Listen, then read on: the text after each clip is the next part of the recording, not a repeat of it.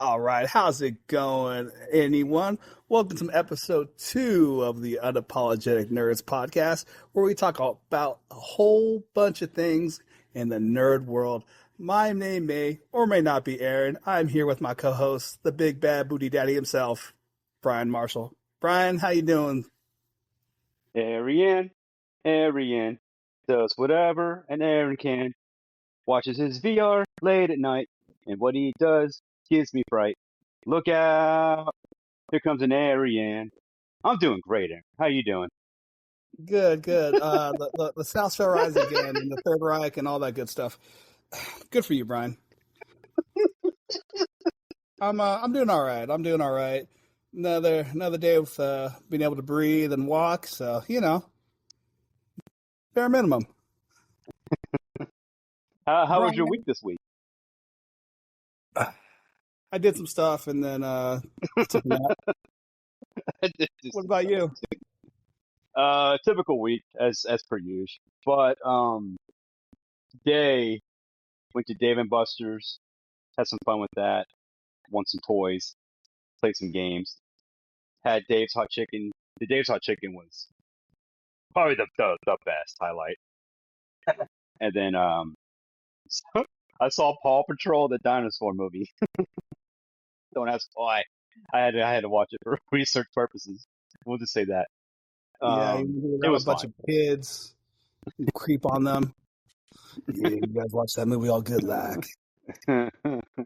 It was fine. No, you're a dad, so you got to do dad stuff. I understand. It's true. Yeah, Yeah. lame individual has a life. This guy married and has Get ready kids. for the 1 hour review for it later on in Yeah, the podcast. yeah, you could do that. You can do that episode yourself. Yeah, Secret episode. Pay for it. there's some stuff on this list I would not have put on here, but we got a bunch of stuff to talk about. But before we get into all the movie news and all that other stuff, Brian, we're new at this. We really don't know actually what we're doing, but little updates. You were able to get us on a couple different extra uh, podcast sites. Can you explain how you did that? Yeah, it was a lot of blood, sweat, and tears. Like anybody who tells you this stuff is easy, they're lying, or they had somebody do it for them because it it is a pain in the ass to get this stuff going. Basically, I searched and searched and searched. I was trying to get our podcast on Apple Podcasts because Aaron doesn't really care. It's fine for YouTube or get it on Spotify. That's Yes, those two I are easy don't to do. care. I don't care. Yes, I don't care. All right. I'm gonna let that. But right now, if we just had on YouTube, I would be totally fine with it. This is a Brian thing. I interrupted. I'm gonna interrupt less because I noticed I interrupted a lot last time. But I had to say, I do not care for on Apple Podcasts. I'm not an Apple guy or whatever. We got on Spotify. That for me is fine. Joe Rogan was on Spotify for like 2 years before he got back on YouTube. If it's good enough for Joe Rogan, it's good enough for me. All right, And man. now I'm done. You're gonna start taking a horse tranquilizer when you get sick. Um, yeah, but for me personally, I had to have it on freaking Apple Podcasts, and I wasn't gonna be satisfied until I did it. And I had everything everybody said was like, yeah, yeah, you have to have an RSS feed, and that is true. You do have to have an RSS feed, and every site I went to, you had to pay for it, and it's typically around like 120 to 150 per year.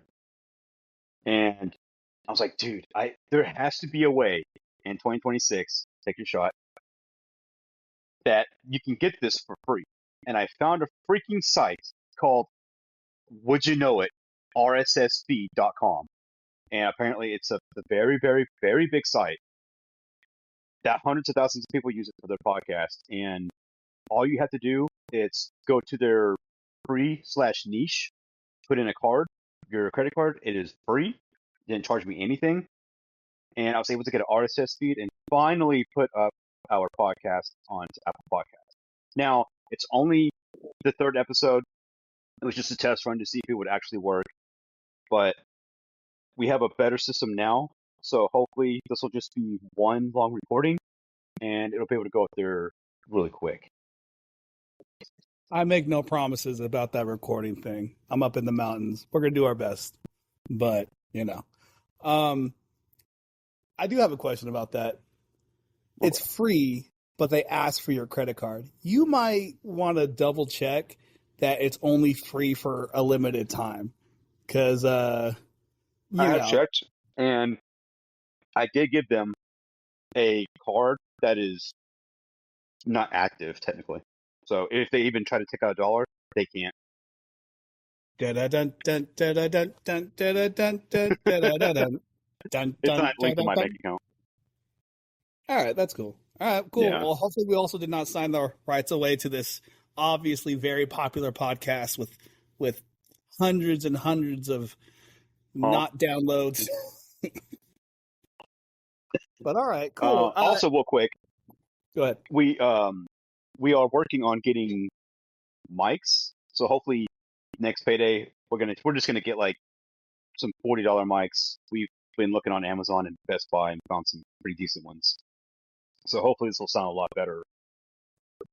Not next time, but our third podcast probably sound a lot better, or fourth. Again, we make no promises, but we will try. Okay, I'm trying, boss. I'm trying. Okay, yeah. And one other update. I would think Brian would agree with this. I love cool little jingles in the beginning of the podcast that sound rad, that kind of give you the feel of what it is. So we are gonna be getting an intro coming up pretty soon, and hopefully an outro. Ooh. I know. I got a friend who's I used to be in a band with. If you guys don't, if anybody's listening to this and doesn't like metal, then I'm really sorry. But that's what we're about. That's what we like, and it'll be something I think is going to be pretty cool. So hopefully that'll be coming up pretty soon too. So just to give you guys an eye into the future, we really do. For anybody who listens to this, even if it's like 2, 3, 20 people, doesn't matter. We really do appreciate anybody taking the time out to listen to this dude's ramble and talk about whatever, and be unapologetic and a little annoying, but hopefully a little fun. Who knows? So thank you guys. Thank you for anybody who listened to the podcast. Hopefully we get some returning people. We are always looking for questions. We have a question asked by one of the boys from Nerds. Shout out to them. We'll answer that towards the end of the podcast. But to get onto the lists of things we're going to be really talking about today, we're going to be talking about the D23 news that came out. A lot of stuff going on there. We have a couple reviews going through. The big one's going to be Spider-Man. Then we got Brian watched Supergirl. God bless you, Brian. And then played Pragmata. He's going to talk about that too. And then we got some random stuff we're going to talk about then. We got a little stuff for that. We'll do that question, and I got a little shit, little Aaron shit at the end, or maybe his name's Joe. I don't know his name, but we'll get into all that.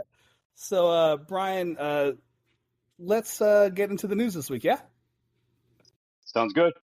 Can't wait. All right. So, as I guess most of you already know, that D23 happened, which flew under my radar because I hate Disney. I could care less, but I wanted. Hey man, I was not a Disney kid growing up. I was a DreamWorks kid, and then I had to watch Disney stuff because I had cousins, and my mom and brothers love Disney. So, I watched the movies. You can only sing so much before you want to throw yourself through a wall. All right, so hey, but we'll talk Disney. Right. The biggest news I think coming out is the X-Men casting. A bit of these people. I, again, am a mountain man. I don't know, jack squat. Help me understand if this is big news or not. The biggest news for me, where I was completely shocked, is Indy Navarrete. I hope I'm saying her last name right. You're not. Cast as Rogue. You don't know who she is. She was in my favorite movie of the year so far, horror movie Obsession, and she's absolutely amazing in that. And Is she the crazy it's a girl? huge shock. Yeah, she's the crazy girl in that. Yeah, Crazy Girls. Well, because there was two actresses that were everybody that was making the rounds. They had been filmed doing like casting and stuff like that. And so her Indy from Obsession, her name never popped up once at all. So to get this news today was I freaking loved it. Some couple of people hating on it, it's the internet, but for me, I love it. That's about because she did so good in that film. Yeah, so I'm definitely down for that. Hell yeah, sugar. Well, yeah, Um, she seems to be the most high profile actor or actress to come out of this casting because there's a couple names on here. I I I couldn't tell you what movies they were in or yeah, anything like so that. So I'm seeing that. there's Maya Boyd. She's cast as Storm. I've never heard of her. I think she's just an up and coming actress. So that's cool. It's always fun to have an up and coming actresses Yeah, I kind of character like miss when that. Marvel would do unknowns. I think we talked about that last week.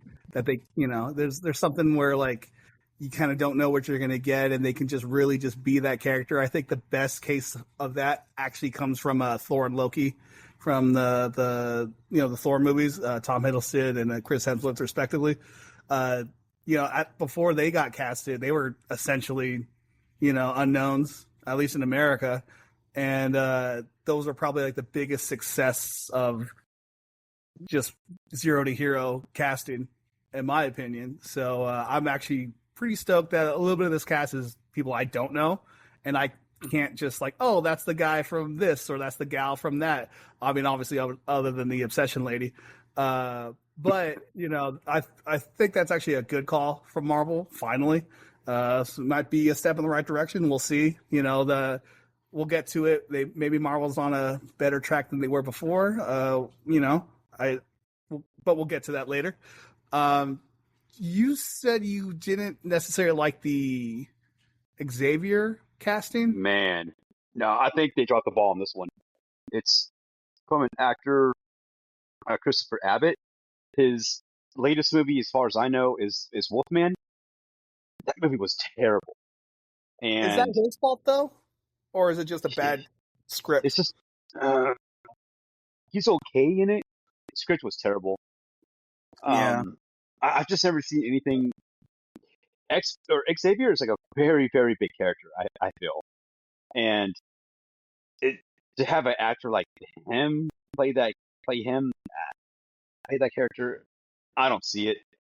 Hey, we might have another Heath Ledger thing on our hands where it doesn't sound good on paper, but you watch it live, and he could blow it out of the park. And ever since Mr. Ledger, I've been willing to give people the benefit of the doubt on these castings.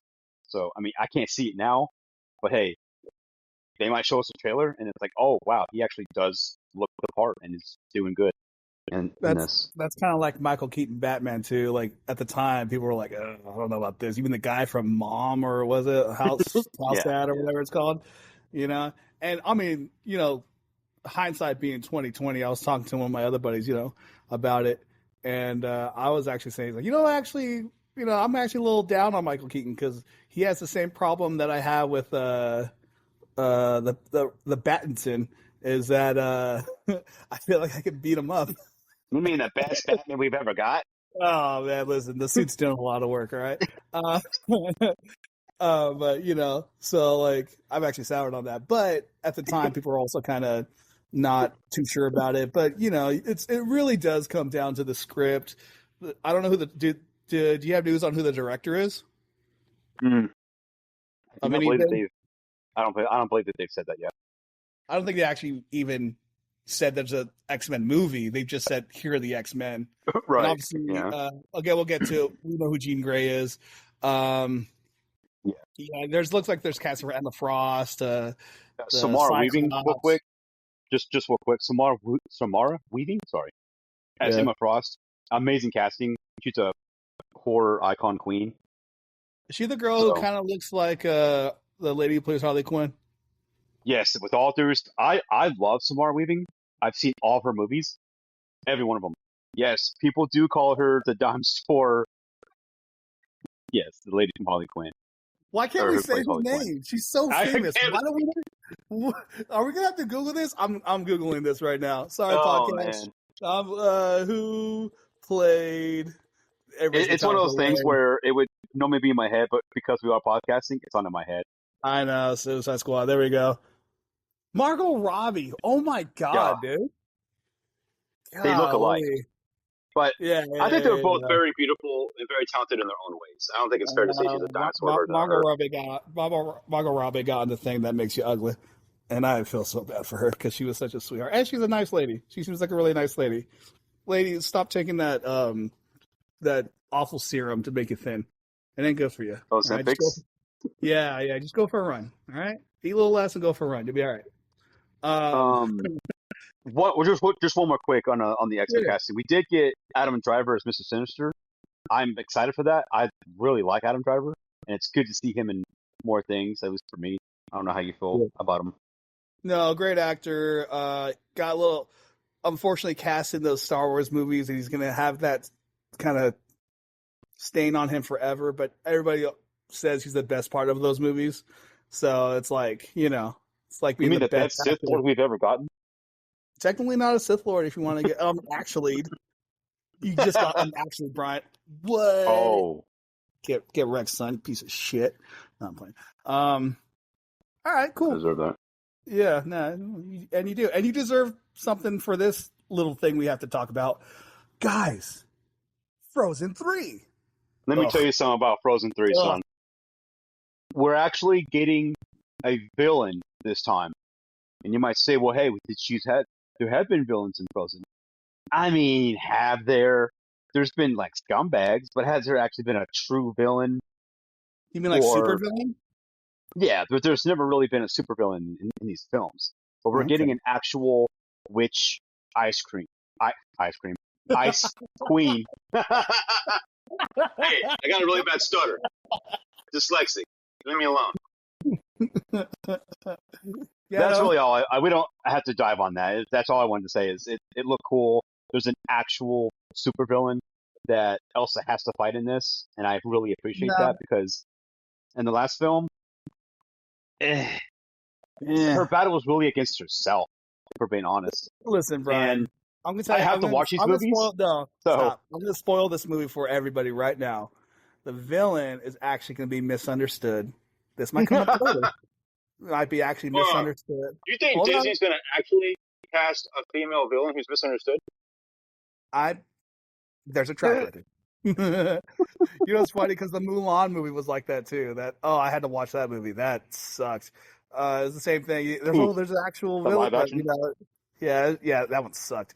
Yeah, just another misunderstood lady. Listen, hey, I love women. Aren't they all, Aaron, at the end of the day? No, they're all crazy. If you just accept that fact, you'll be happier in life. These comments do not reflect. Yeah, these comments do not reflect the unapologetic. Even though technically I am a part of the podcast, I just, Oh, but we have 2 more news pieces to come out of D23. Yeah. One of them is we are finally getting in what is my opinion the best kids show out to date, a Bluey movie. Why are we talking about this? 2 grown men.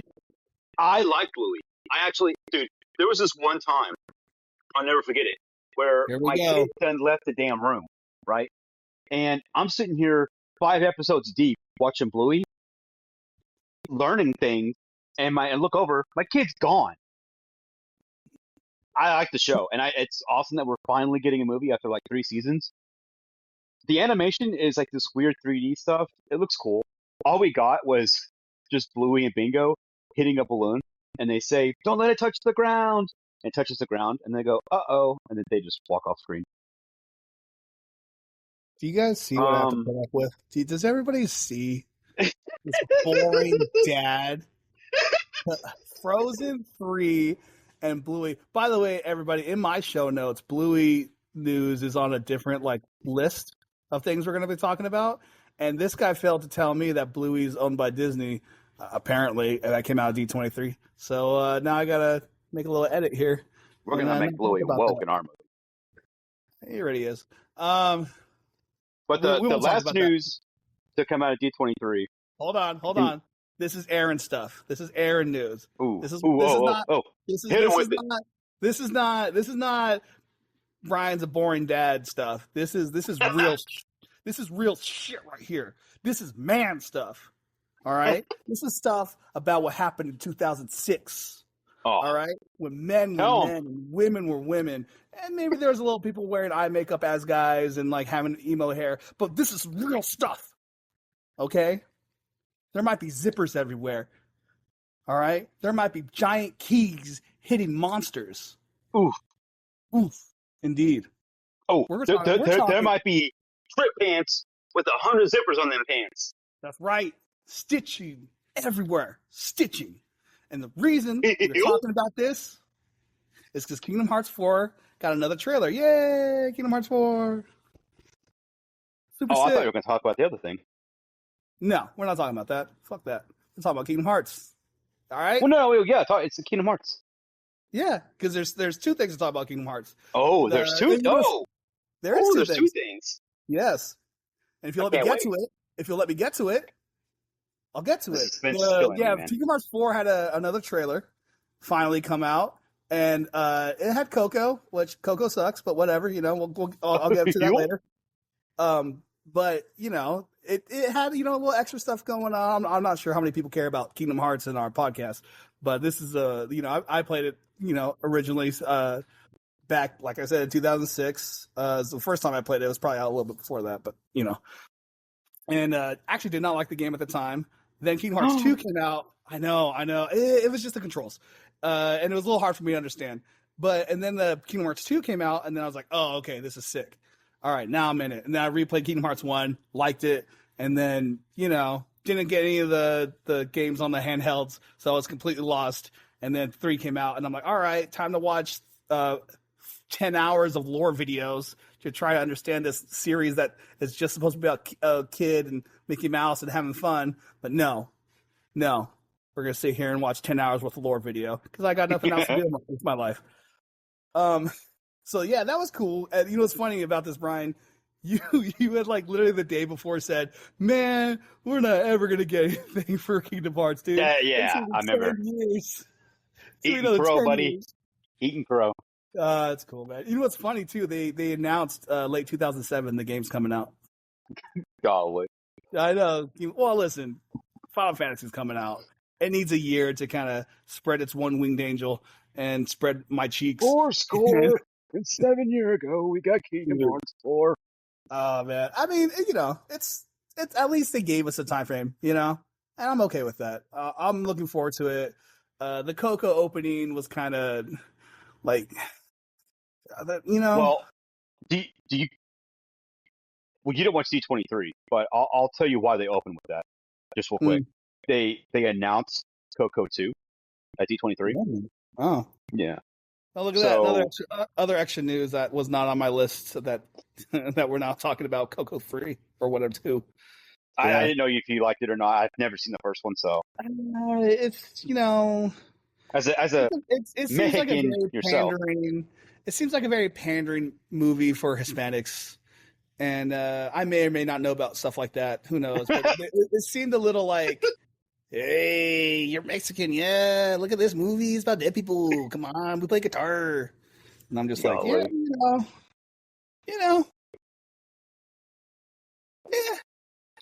I don't know. You can. The best Mexican movie is Nacho Libre. I'm just gonna say that right now. Ask any Mexican that too. Any freaking. Anybody any Mexican American for sure, they will tell you. These are the Lord's chips. These are the Lord's chips. But so that's cool. Kingdom Hearts 4 is coming out late 2027. Super stoked to hear that. There was a little extra trailer that came out with a little extended gameplay stuff, which looked cool as well.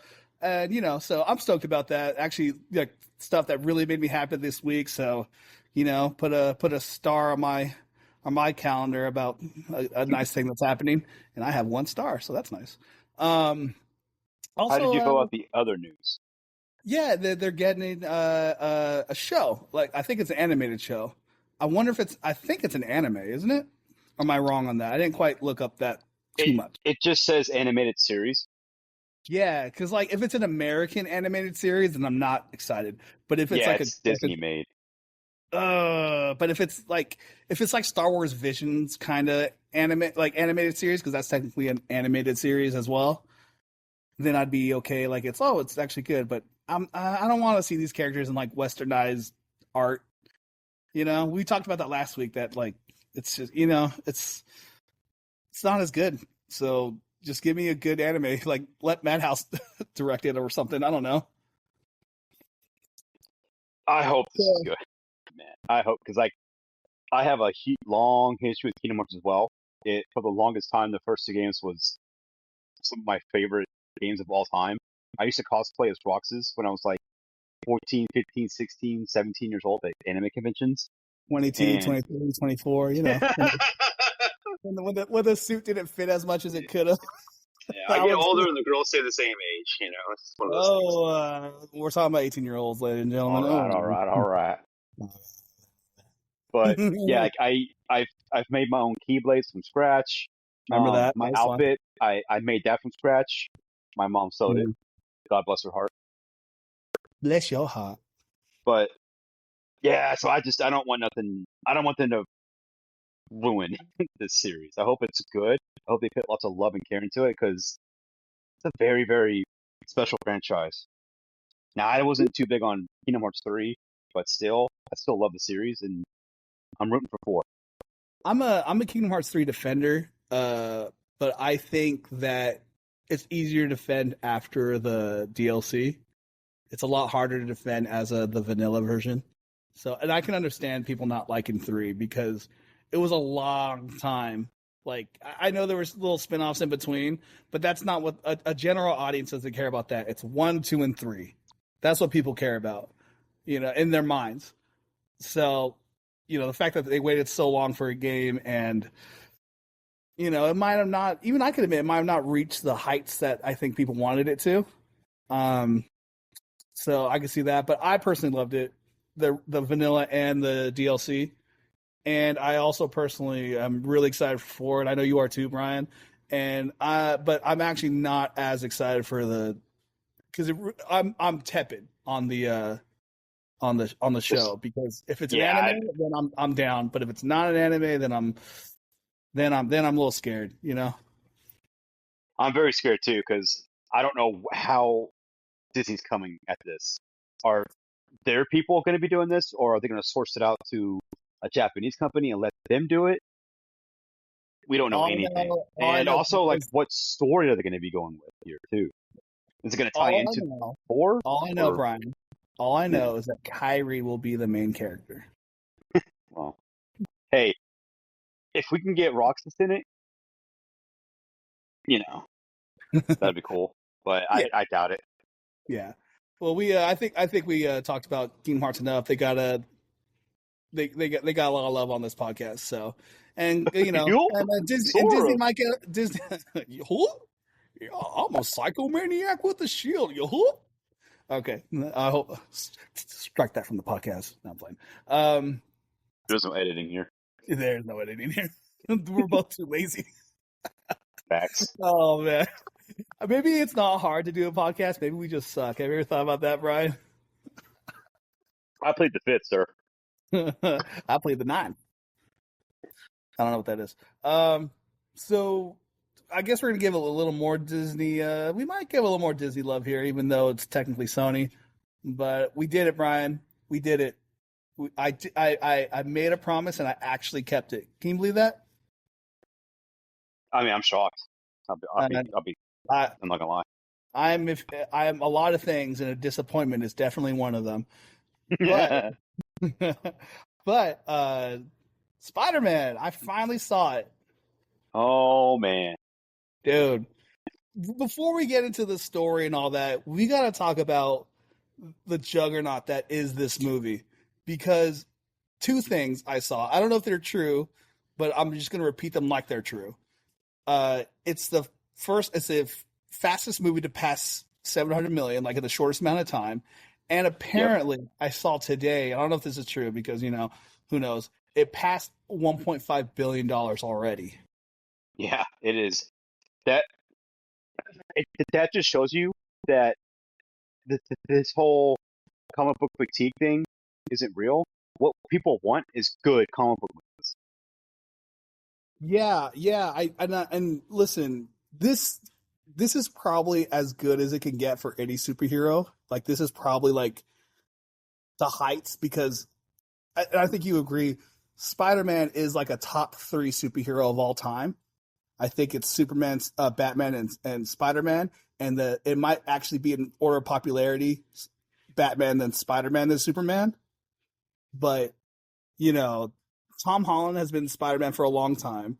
His movies, despite what I might think about them, have always been successful and have rated fairly high amongst the regular population of people, normies, as we call them, and it's like it's been building up, and the fact that we'll get to it real soon that it's widely perceived as a good movie, really has made this movie just skyrocket. And I definitely agree with you that I don't think there is such a thing as superhero fatigue. For people just are like don't want just cookie cutter movies. They want good quality storytelling, even if we'll get to it. Don't worry, people. We'll get to it, even though it might not be the best movie ever. What? The fact that we'll get to it. The fact that it is widely received as good, and because Marvel movies have been for so long that it's like, oh, Spider-Man, but Spider-Man's good, and he delivered for most people. All right, let's go ahead and do our rankings. What are you ranking this movie out of 10? You know what? How about you go first, because I think how you rank movies requires less explanation than how I rank movies. So you go ahead and go first. This is very true. This is Man, very true. I've sat on this movie for a while. I'm gonna give it an 8.5, close, or maybe an 8.75. And just real quick, I typically don't see movies twice in the theater.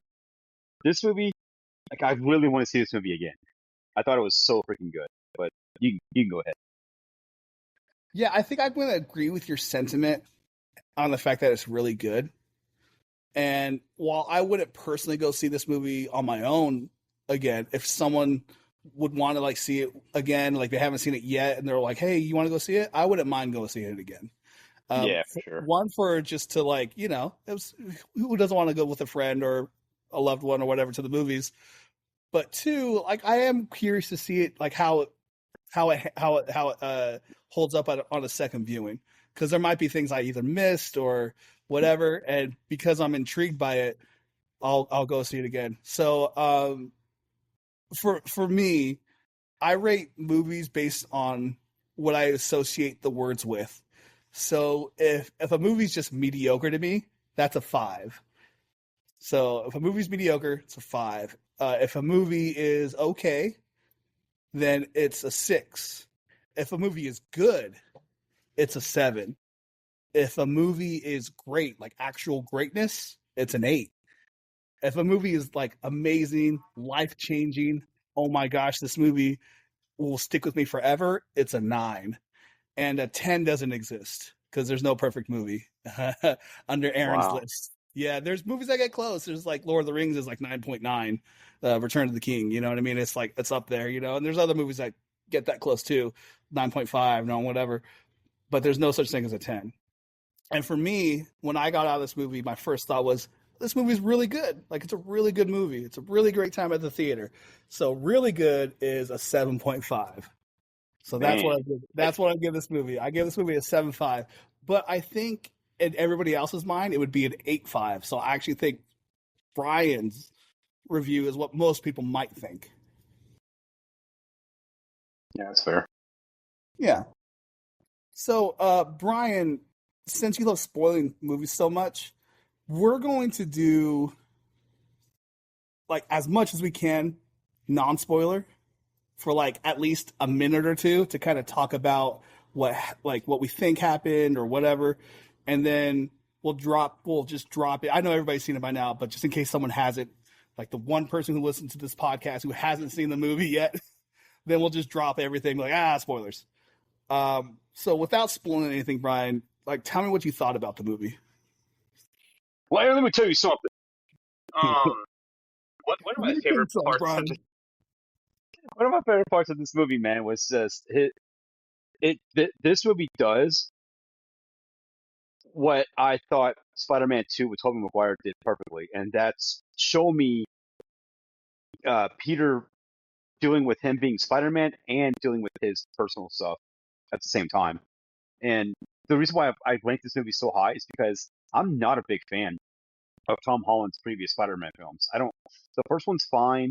The second one's not very good. The third one's really only good because of the other Spider-Man movies. It was a big event film. But this one, he's older. Like you can just tell, like he's older and he's matured into this character, and he's dealing with all the stuff from the last movie and what he did, and he's got to take that in. And him dealing with all his Spider-Man stuff, you know what? He really felt like a neighborhood Spider-Man. Like when he's on the ground just walking around, people are like, "Hey, what's up, Spidey?" They're helping him out as he's fighting bad guys. It just felt like a Spider-Man movie, like Tobey Maguire Spider-Man 2, and I really loved that. That was my favorite thing about this. Yeah, I'm gonna echo that. The one thing I really did like about this movie is it was definitely a celebration of Spider-Man. And this like there's like the New York in that movie loves Spider-Man. He's like the guy. He's everybody's favorite. He's just like, you can just tell that, and I think it comes off in how the movie's directed that like this movie also loves Spider-Man. This movie loves what Spider-Man really can stand for, what he really can mean to people. And we'll get to it when we get to the spoiler section, but I think a big reason why this movie is so successful is because it does love the character, and that comes off very well in the movie. And that's, to me, probably one of the best things about this movie. What'd you think about I want to be very careful. What'd you think about like the action, the way like did you?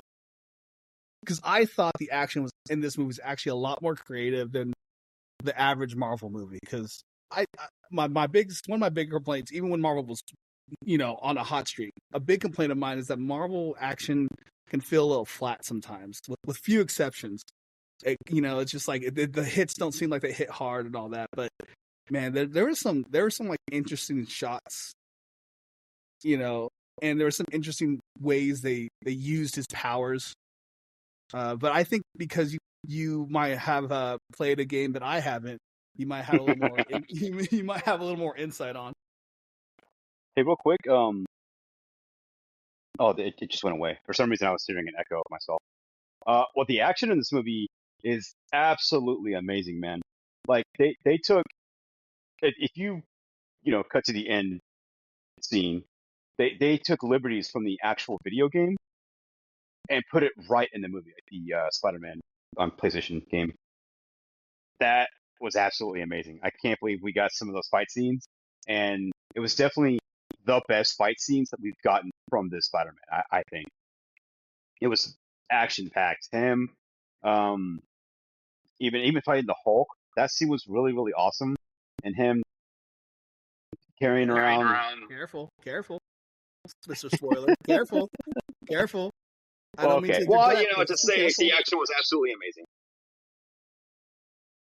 Yeah, I think I could echo that too. There are ways in which they portray his abilities that really kind of make you like go, oh, okay, that's definitely an evolution from one type of Spider-Man to another, and a callback to previous, not just the video games, but maybe previous Spider-Man movies, which I thought was pretty cool. I also thought it was cool that they're not afraid to show how short he is. Did you notice that? It's like he's a tiny You little Tom Holland? man as far as height wise. Yeah, he might be like 5'8", 5'7". Nah, man, Maybe. I think you got height on him, brother. Dang, I'm short too. I'm 5'7". Everybody knows. Put it in his Wikipedia. Yeah, there's okay. So I had two notes that I wrote down, particularly about him. One is his height. Like Zendaya's actually taller than him, and there's a point in the movie where like they're standing near each other, and he looks taller than her. I'm like, oh, no, okay, they're gonna try to trick it, and then he takes one step forward, and then he's shorter than her. I'm like, oh, okay, they're not trying to hide this. Which I like how this movie's absolutely amazing, amazing. but the one thing you focus on is his height. Listen, he's like he's in shape, good looking guy, you know what I mean? But like God saw fit to not give him everything. And one thing he took, it was his height, but he still became a short king. So hey, he must be a hero to people like you. Oh yeah, that's why I like Kevin Hart so much. Okay, so I do have one other note. Okay, I have two. One's dumb. Well, they're both dumb, but so just let me indulge this real quick. This is gonna sound really gay, but I like this is one thing I cannot help but notice. Why does Tom Holland have such a dump truck, bro?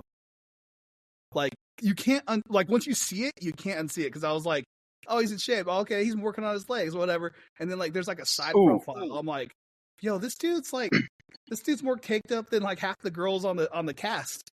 Like, so like I'm watching the movie and I'll be looking at things, but then there's just like this hump staring at me. I'm like, I'm not gay, but what is this? Yeah, so real quick on that. I don't know. It's every now and then I can hear myself.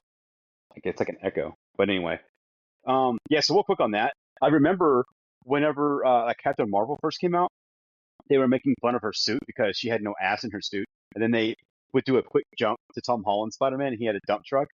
The guy's just always been gifted, man. That's all I'll say. He's always got junk in the trunk. I did not know that. I think I've seen that, but it's been wiped from my memory because I try to wipe everything from Captain Marvel out of my memory. So that might be a memory unlocked. Also, he has great hair in this movie. Like whoever he decided to do his hair, that's a solid haircut, man. I think they should bring Yeah, you'd that. be taking notes from me. Yeah, they've been making like I think his hair is like on like he used to have like the dumb teenage haircut, which I thought was good, and then eventually like it morphed to this like, oh, I'm an adult. I kind of I got some feathering going on, maybe a little curl here and there. So I was like, all right, cool. So my dumb stuff aside, I will say because we're gonna get into spoilers here in a bit. I will say though, everybody in this movie's acting their butt off.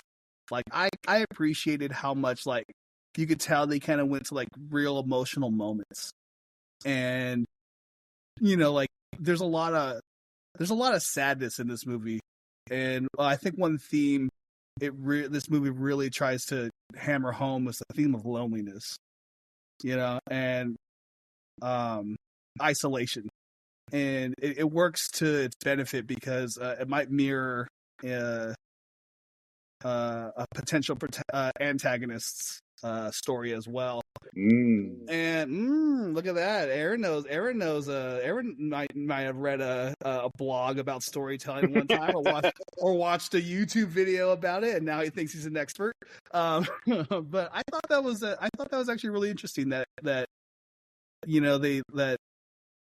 they kind of went there, and there's times where I was like, man, I really feel that because as a lonely individual myself, although I'll never admit it, I really could freak behemoth. That's a huge bitch. Yeah, I really connected with that. I don't know if any of that of what it was trying to say touched you in any way. Maybe you want to point to the mannequin where it might have touched you. I don't know if you had any thoughts about that. Yeah, that's part of why I like this movie so much because of all the emotional beats. Him just coming to the realization of nobody knows who I am anymore, and now I have no best friend. I have no girlfriend. Um, yeah, it's none of the Avengers know who I am. His aunt's dead. He's just going in this. He's doing all this alone for the first time, and there's so much weight on him. And they did an excellent job of putting that on the screen. I thought, and making you feel so emotional for Tom Holland Spider-Man.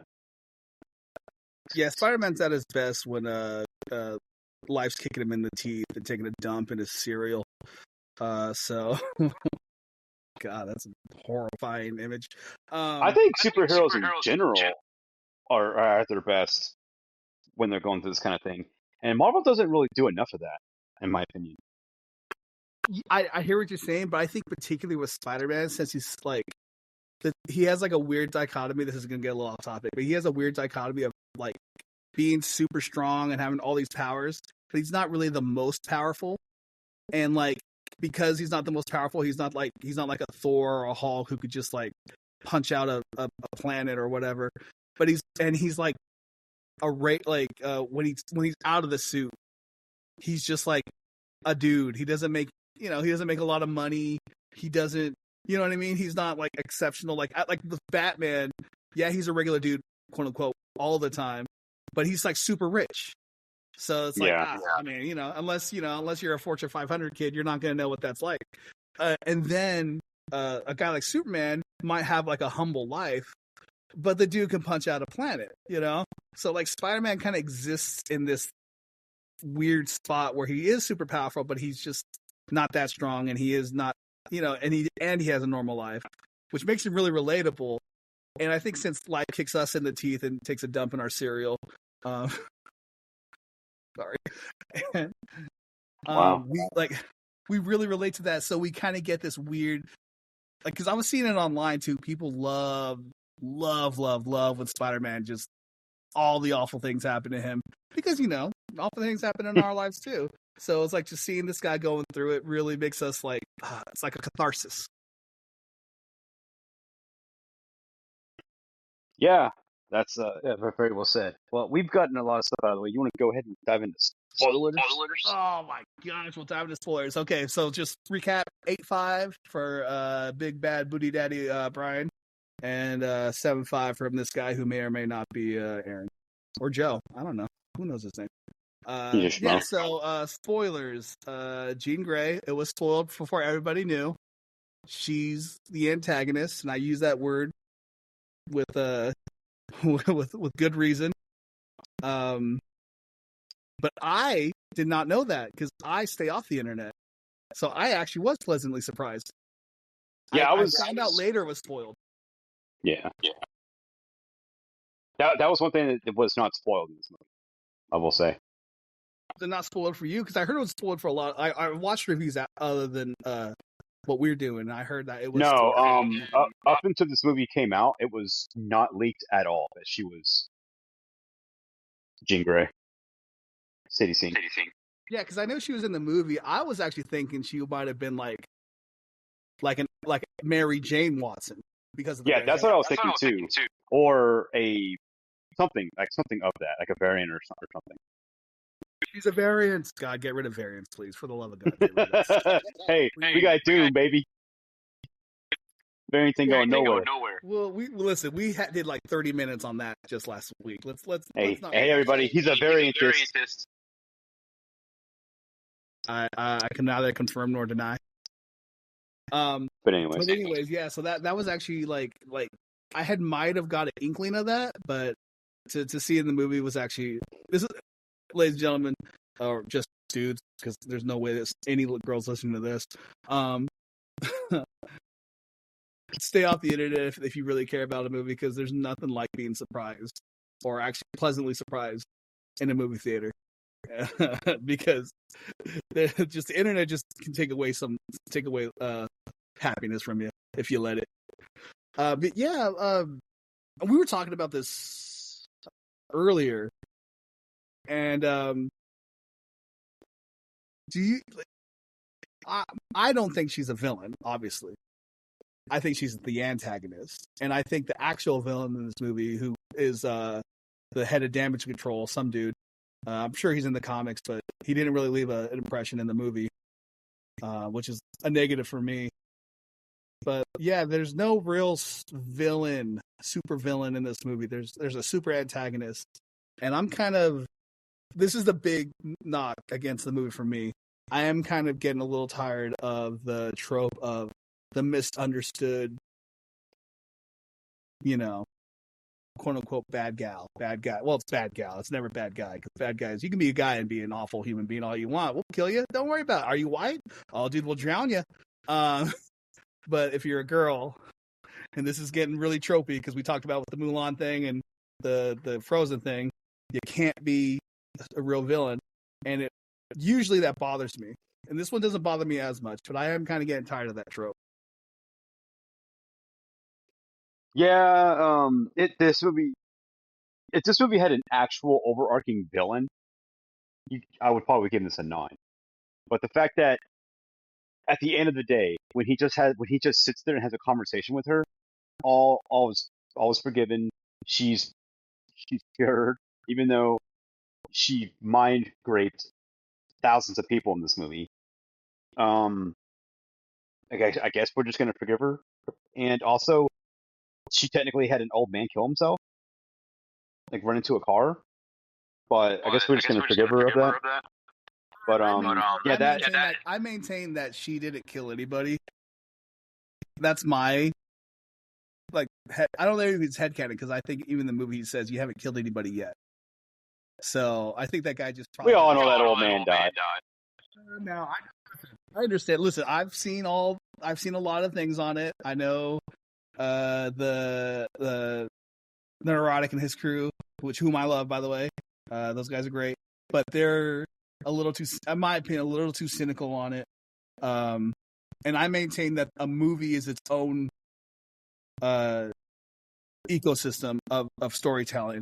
And if the movie says you didn't kill anybody yet, you really didn't kill anybody. That guy might have broken his hip and his leg, but then at the end of the day, I get it. Like the things driving the tanks driving through the city and shooting up in the buildings. Oh, no one died from that. No, okay. Somehow, in this magical world where people have superpowers and lasers exist, and there may or may not be deities, and and variants and all this bullshit. Yes, somehow those people didn't die. It's called a suspension of disbelief. It's different for everybody, but for me, I like, all right,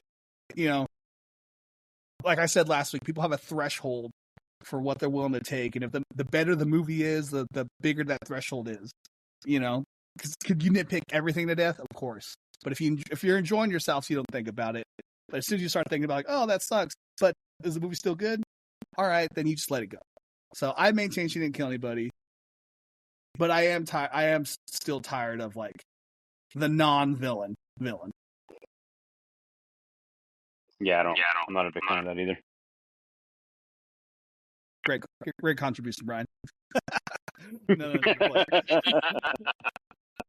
Well, she's kind of just solely in the movie just so we can get the X-Men stuff started, right? Like that's really her main reason of being in this film.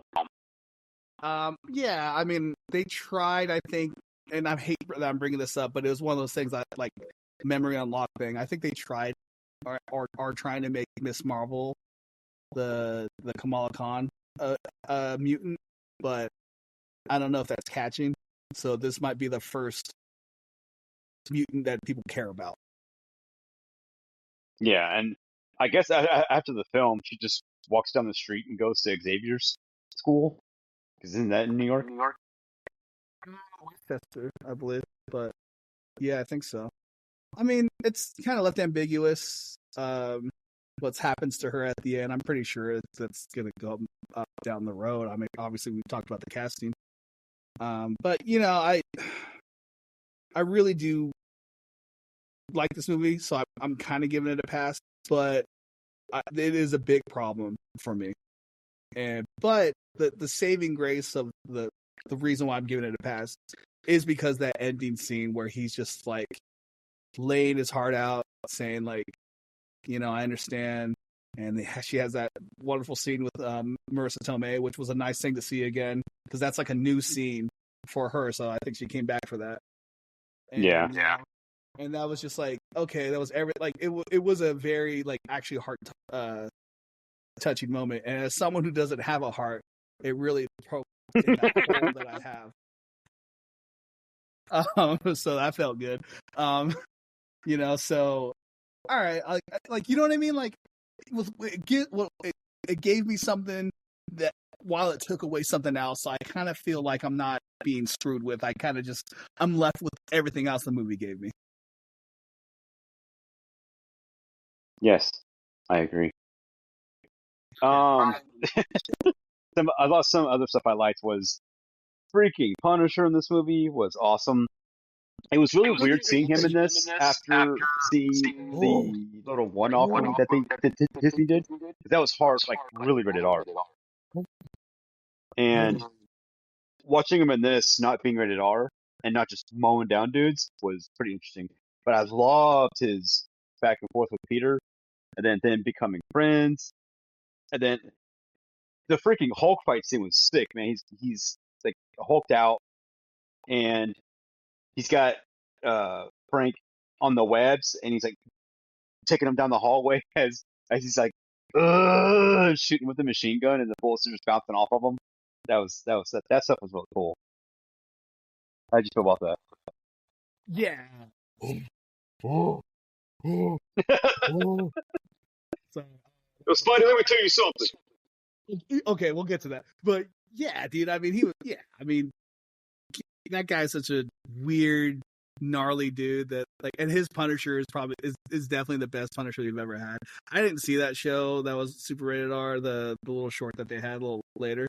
I saw the first season of the Punisher, and then obviously Daredevil season 2. But yeah, dude, okay. So someone had pointed this out to me that in the story, the age Spider-Man would have been the age that his son would be if his son survived.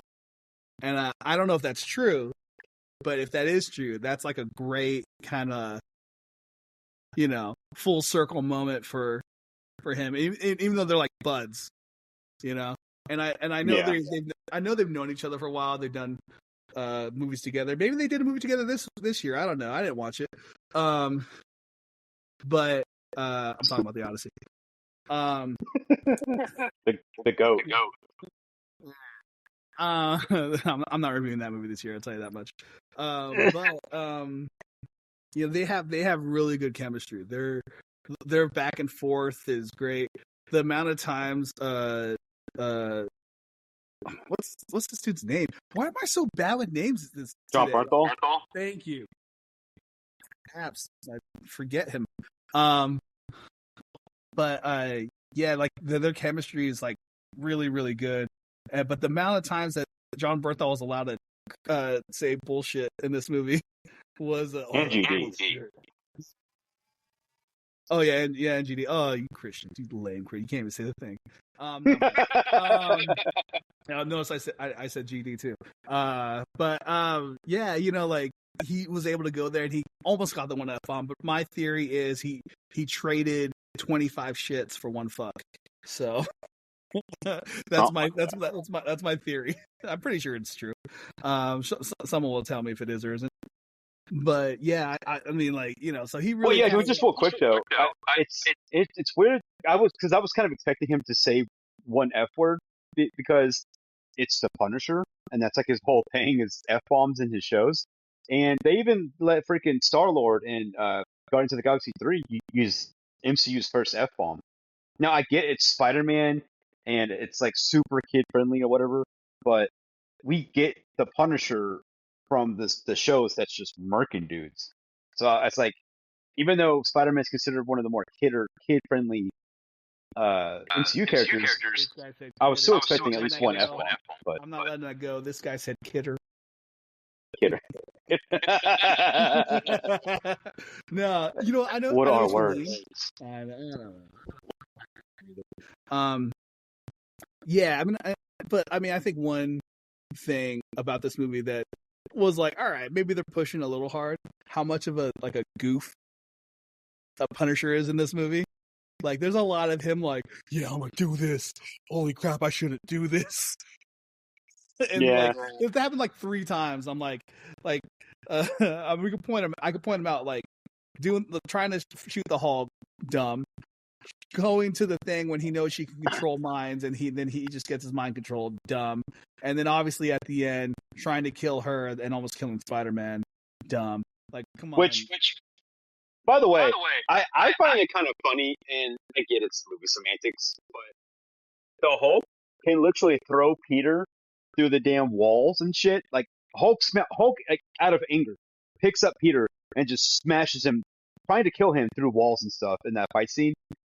Doesn't hurt him really at all, but yet like the bullet from Frank's or Punisher's gun almost kills him. I just kind of weird, but okay. Well, it is a 50 cal, and like there is that thing where like if you focus things, it has better penetration. Something some of us might know, something some of us might know, some of us might not. I'm just saying. So I mean, there is that. I can kind of get by that. One thing I couldn't get by, speaking of the Hulk. By the way, Hulk is awesome in this movie. We can get. I mean, I think it was cool. But one thing, and that the fact that they kind of retconned out the Smart Hulk. Thank you for that. Finally, Woo, no Devin Hulk. Lasted way too long, and they should have never made She-Hulk. That's a little bit of a side, but I had to say it at some point. But one thing we talked about this a couple days ago. Well, when I watched the movie, I don't think they know how strong the Hulk is. So I don't think the writers of this movie and the director, I don't think they know, like, if the Hulk's angry, that he doesn't actually control his strength. And so that means, like, if something's tying him down, it has to be something that's actually strong enough to keep him down even for a little bit, because the angrier he gets, the stronger he gets. And listen, we're gonna get into it, but I don't think a piece of building, even tied up to him, like, is enough to keep the Hulk from doing what he wants to do. I saw. Yeah, we did talk about this, and it is an issue that it's kind of weird that he couldn't bust through the door to get to those officers. Well, that was before he kind of went. That's before he kind of went crazy Savage Hulk. But I'm talking about, like, like he got the web on him, and like there's a piece of buildings pulling him down. Like, he should just be able to grab that and toss it into the moon. You know what I mean? There's there's no reason. Like, the Hulk, I know everybody's hyping up this Hulk because, oh god, the Hulk's back and he's bigger and oh my god. But, like, because I'm a pedantic asshole, I saw that and I was like, didn't he, like, in the first Avengers movie, didn't the Hulk punch out one of those giant things, like, with one arm? Yeah. Like, and that's way bigger than, like, a couple pieces of building. You know what I mean? And apparently in this movie, feel like tougher and stronger too.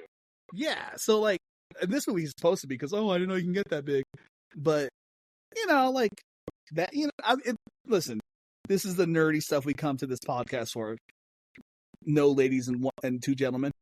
This, like, it's like, that doesn't, thank you. Well, this is like a multi-billion-dollar company. Can we make something consistent, please? Hey, Feige, can you talk to the director and have him talk to the other directors who have directed the Hulk? And can we come to a conclusion of how this is how he's supposed to be, instead of, hey, in this movie he's going to be this strong, or in this movie he's going to be this strong? By the way, the guy that directed this film is the guy that directed Shang-Chi. By the way. Oh, I didn't know that. Is that true? Yeah, I just looked it up as we were talking. Oh, okay. That's you can kinda multitask. I can't do that. I have to tell people that I'm Googling something, or else I'll forget to Google it. ADHD. Yeah, just like a quick side tangent. He directed a film called Short Term 12, which is actually pretty good. A little indie film. And Just Mercy. You know what? This guy really likes the Captain Marvel girl, because she's in both of those films. And he did Shang-Chi. That was like this really big blockbuster film. You mean Brie Larson? I like how you know her name, but you hate that character so much, and then you can't remember John Bernthal. Listen, there's 2 reasons. that really makes you remember Brie Larson. They're not in the back, but they're in the front, and there's those beautiful eyes that she has. Okay. Okay, yeah. Well, to get back to Spider-Man, I also a couple more things I wanted to talk about Before we move on, is I loved that at the end of this film, him and MJ don't get back together. You know, she doesn't love him, and Okay, so we can kind of go into the spoilers of like the whole like. Yeah, she does say that, and that is a pivotal scene in this movie. I do think like she kind of gets the, like, well, maybe I don't know him then, but the guy he is now, I do kind of like, because obviously like the boyfriend comes in, kisses her, and you never see him again, and you never should, because who gives a shit, and but like that whole scene is kind of heart wrenching because maybe you have. I don't know. You're a good looking guy, Brian, but if you've ever been dumped, that's what that scene felt like. Like she was dumping him, yeah, and that's a hurtful scene. There's a lot of scenes in this movie which I'm maybe I'm not trying to get it all man versus woman thing, that felt very like this is a movie for a guy or a young man who like might be going through some male loneliness and might be going through like a breakup or whatever. And there's a lot of that that really, like, if I was 21 watching this movie would really hit me hard, because when you're around that age and you got your first heartbreak, like your first real heartbreak, out of high school, out of puppy love stuff, and then you're starting to live on your own and all that stuff really hits you. And I think that's probably a big reason why this movie's resonating with a lot of people, but I would assume particularly young lads. young man. Yeah, it was also really cool to see her, MJ, Ned, and Peter all hanging out, like, and then all their banters, and it, because they don't know each other, but them getting to like three, I guess, know each other, and then by the end of the film, MJ still doesn't know who he is, but they're friend zoned. But it's like, dude, he's Spider-Man. They're gonna get together, because who's not gonna fall in love with Spider-Man? Especially But this Spider-Man, probably the best looking Spider-Man, even though he's short. I mean, he's chiseled. He's jacked. But the end scene was really cool. How him and Ned had the handshake, and Ned's kind of like, I think I do remember you. Holy crap! Okay, so I'm stealing this from another podcast, and Okay. And I'll shout out the podcast, the Weekly Planet, Australian guys, really funny, maybe a little too progressive for my liking, but if it's woke, it's broke. And they're Australian guys, they're Australian dudes, so they're actually at the end of the day they're just funny dudes. But yeah, I think in that one they had mentioned that, and I forgot this too, that Ned is like has magical powers. Remember? Yeah, technically from the last movie. Or that might have been like I think that might, like, they had mentioned that might have given him like some resistance to the spell, and then he, like, his body still remembers, which just kind of explains why they just melted into being friends again and all this other kind of stuff. So, I mean, that something? Go ahead. Well, just real quick, I think I did hear the same thing as well from another podcast, and I think they ended up doing it that way. I guarantee you that they have like 2 or 3 different endings for this film that they showed off to test audiences. And I think the reason they did it this way is because he doesn't get with MJ.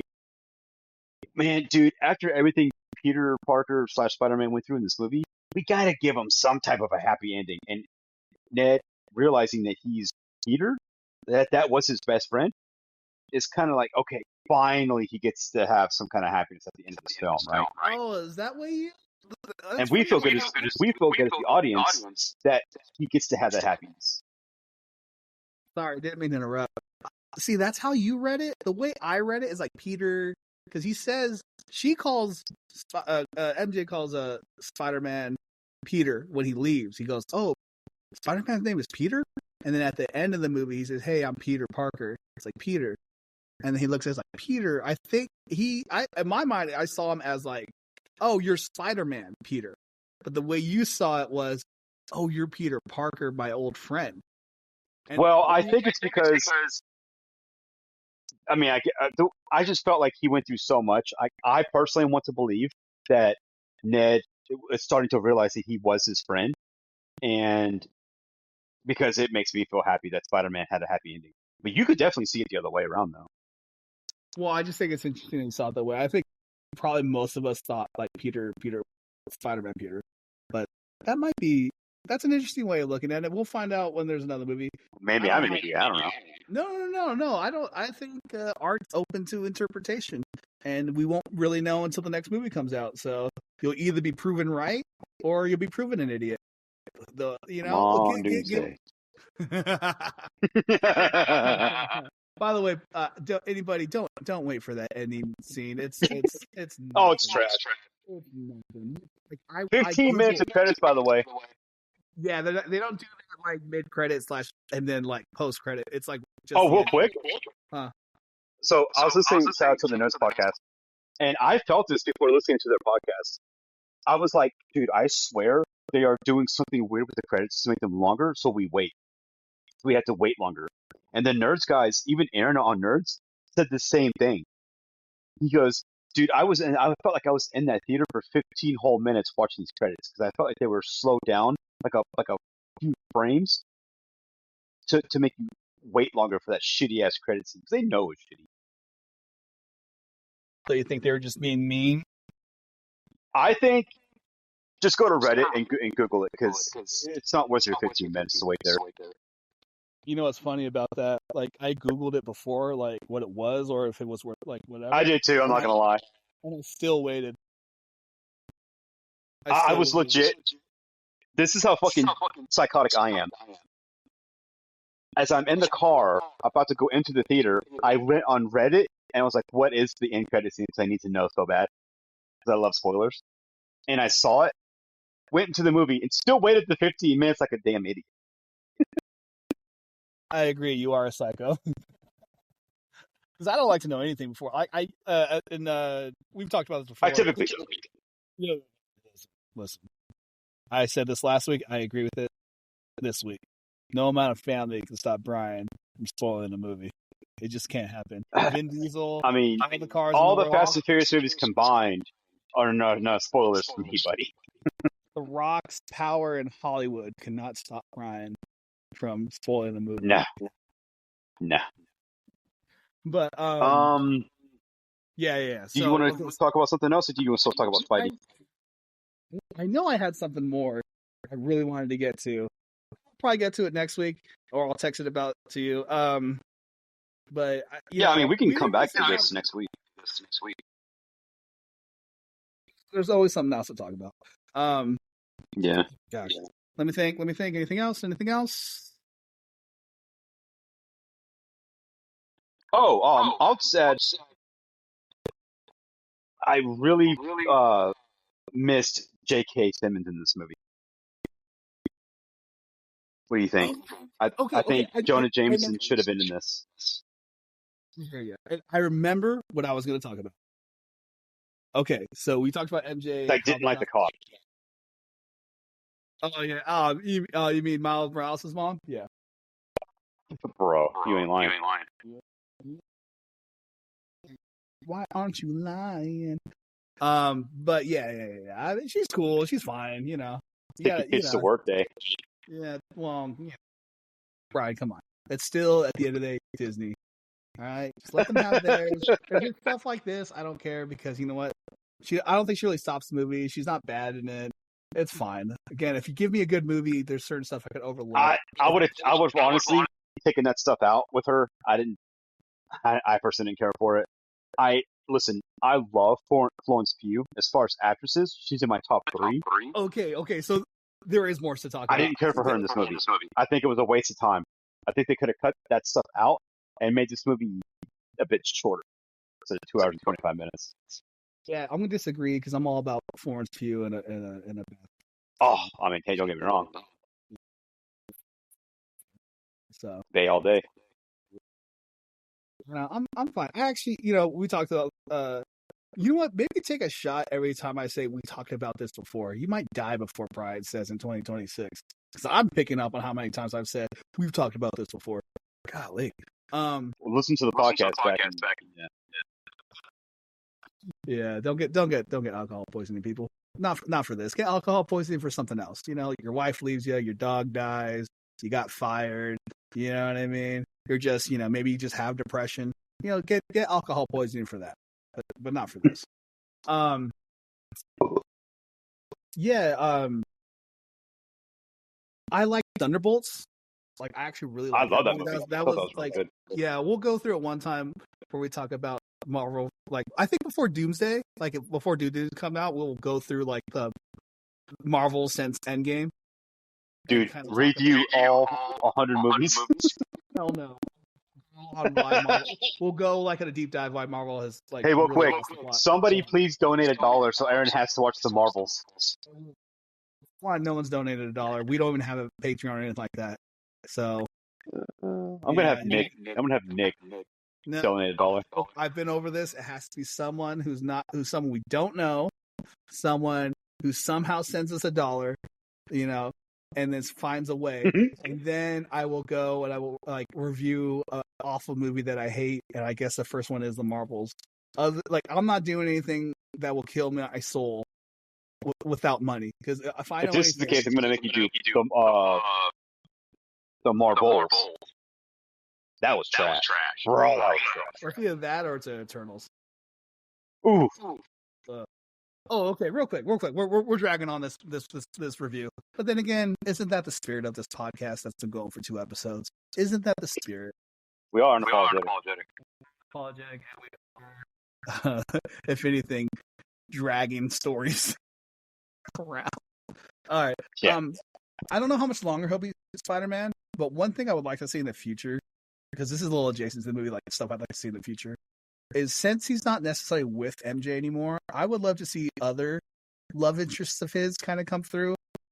Like one, I would love to see Gwen Stacy. Yeah, that'd be cool because maybe, and then she dies because No. And then another one I would like to see come through is Black Cat. That would because I know I know they did the movie, whatever.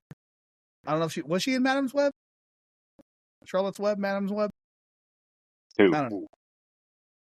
The Black Cat. I didn't see that movie. I don't think anybody did, looking at the numbers. No. But it's weird. Sydney Sweeney's in that movie, and I would watch. You know what? Never mind. Moving on. God bless her. God bless Tarsifer. Woo. I would like to see Black Cat come in. I would like to kind of see that going forward. I don't know how much more he has in him because he is he like 30 now or close to it, something like that. Morales, which would be ill-advised in my point, but that's another talk for another day.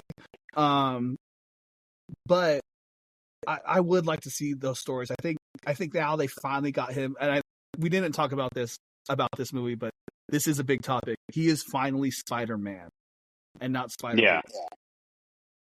You want to talk about that real quick before we move on? Yeah, go ahead. I asked you to talk about it. I've been talking for like the last 5 minutes. Nobody wants to hear my voice that long.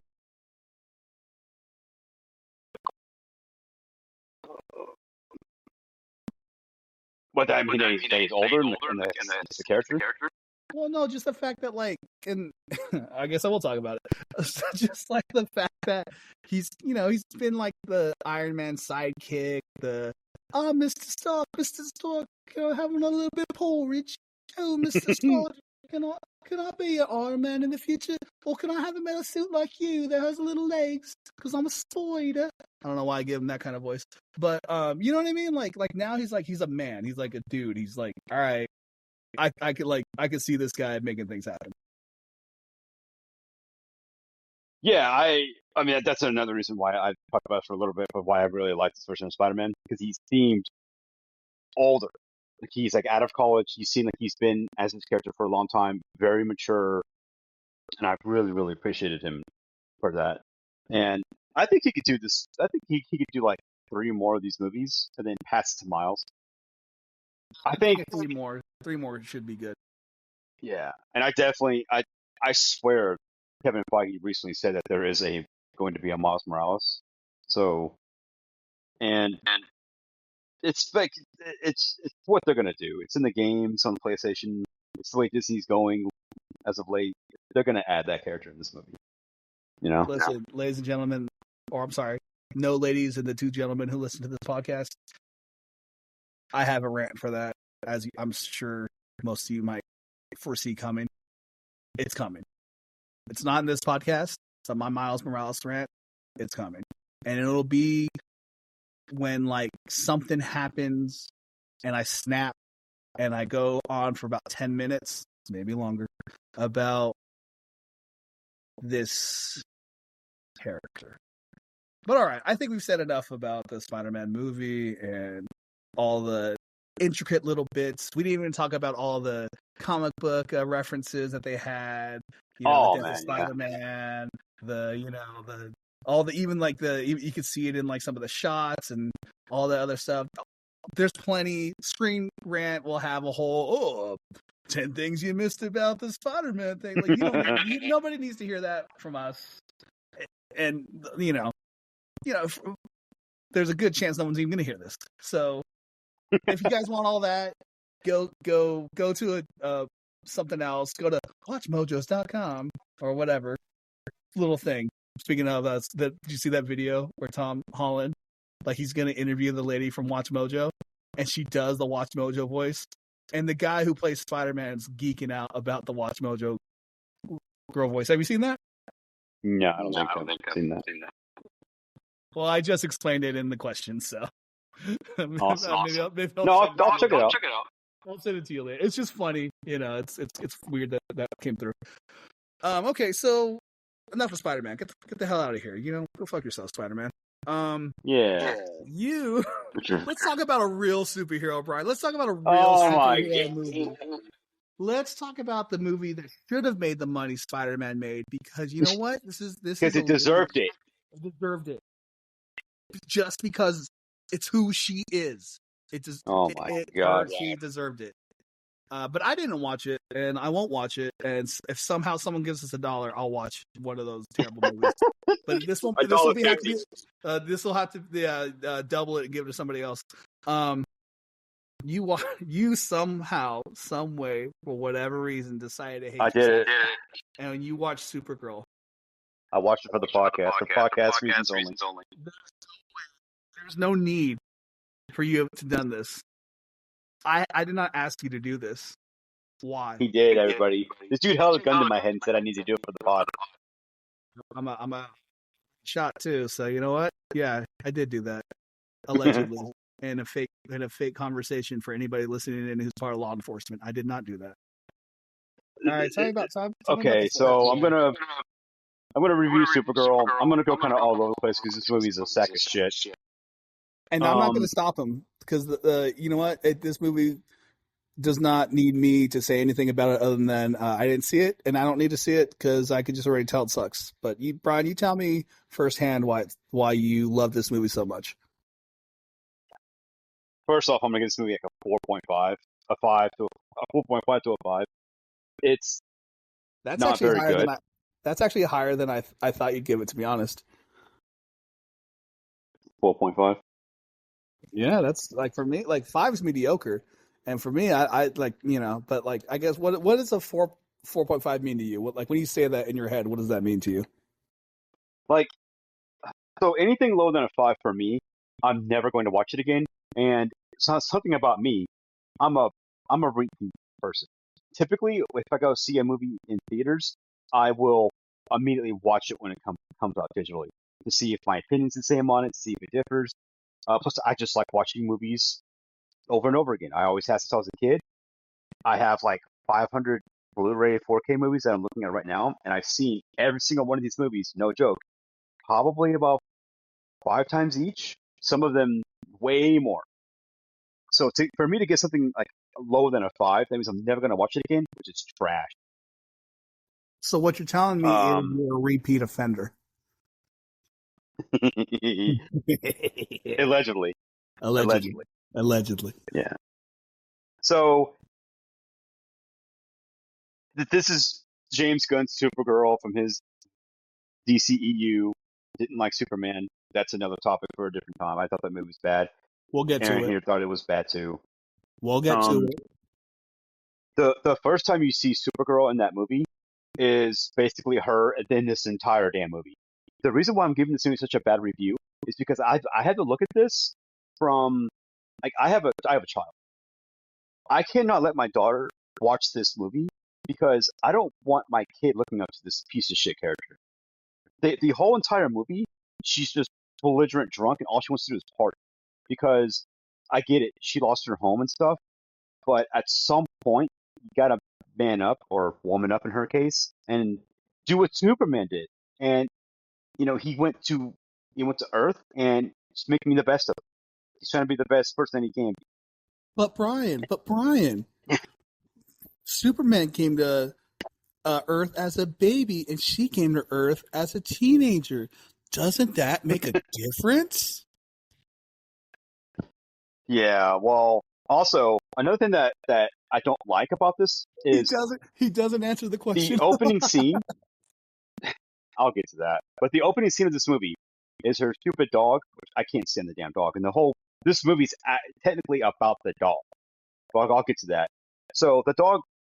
Opening scene is the trailer. The dog's pissing on Superman and the paper, and that tells me right there, this is what James Gunn thinks about his Superman.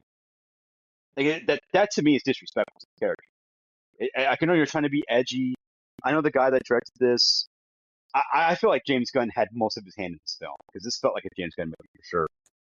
There is a lot of talk that James Gunn did actually have a lot to do with this film. Like he kind of micromanaged it. I don't know if that's true, but that's what I'm hearing from the. No, after watching this movie, I can 100% guarantee you, James Gunn was holding the director's hand the entire time he was doing this film. Guaranteed, because this was legit. Guardians of the Galaxy, Part 4. 100%.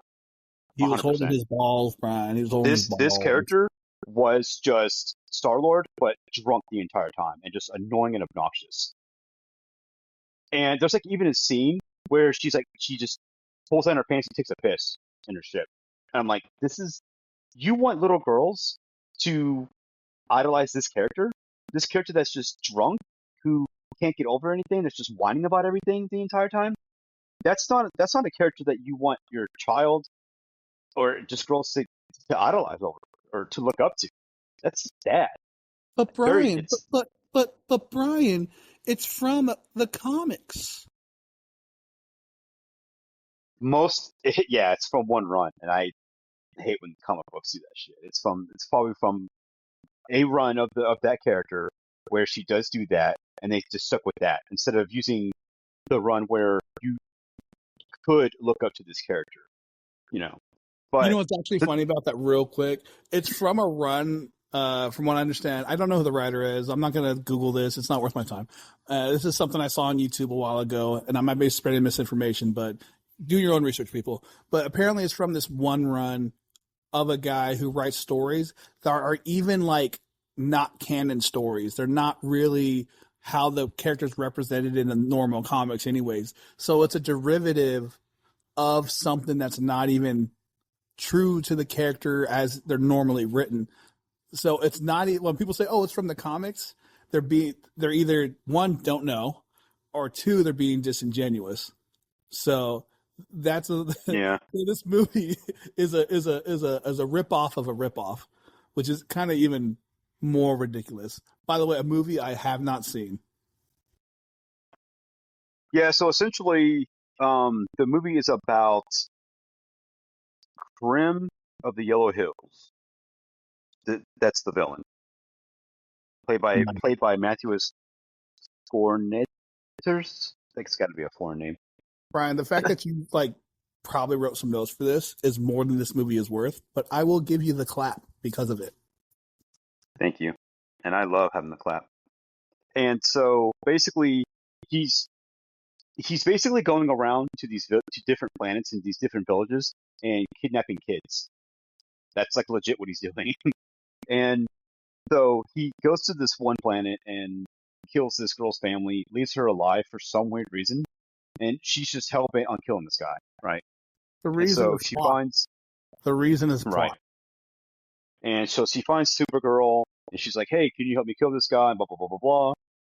He shows up, and the dog Crypto is about to Crypto. That's the dog's name, right? Dog sucks in this movie. Whatever. Um, is about to attack the guy, and he shoots the dog with this poison. So he's only got 3 days to live. So Supergirl goes on this mission to find him and to kill him, essentially. But here's the thing: the whole time, the girl, she's like, "I gotta kill this guy. I gotta kill this guy." There must have been 5 speeches in this movie where Supergirl herself says, "You can't do that. It'll change your heart. It'll make you a bad person. You can't act on revenge. You can't do this. You can't do that." Guess what the fuck Supergirl does at the end of this film? Can you guess? I'm going to take a guess and say that she forgives him, teaches her a lesson and what it means to be a hero, and betters herself and the young girl that she's, teaching. And that, like, the moral core of the story actually is that, you know what, to be a hero isn't about doing what you want to do. It's about doing what is the right thing. And I've been wrong this whole time. And you know what? I need to learn from my past. I need to be more like Superman, and I need to be better. I need to be a symbol of hope. Oh, that would have been how you should have ended the film with this character. That way, we could start trying to look up to this character. But no, Aaron. She proceeds to tell the little girl again, one last time, you shouldn't kill this guy. It's going to change your heart, all this stuff. It's going to make you. It's going to turn you down this dark path. Guess what Supergirl does? She kills the guy. She straight up works the dude. She kills him. Going against like everything that she says for this hour and 45-minute movie. And then going against their moral code too. Makes zero sense. I was like, I laughed out loud when it happened. It was ridiculous. Also, the end fight is James Gunn. I know that you didn't have any friends in high school, and you were the lonely punk kid, and you wanted to be the cool punk kid your whole life, and that's why you make these movies, because you think you're the cool punk guy with your white hair all fluffed up like a faux hawk. But you using Jimmy Eat World's acoustic version done by a woman of the song "The Middle" as your final fight scene sucks. That song's fine, but you using a slowed down acoustic version sung by a girl did not work in this movie whatsoever. I was like, you know what he should have picked real quick? He should have picked Gwen Stefani's "I'm Just a Girl."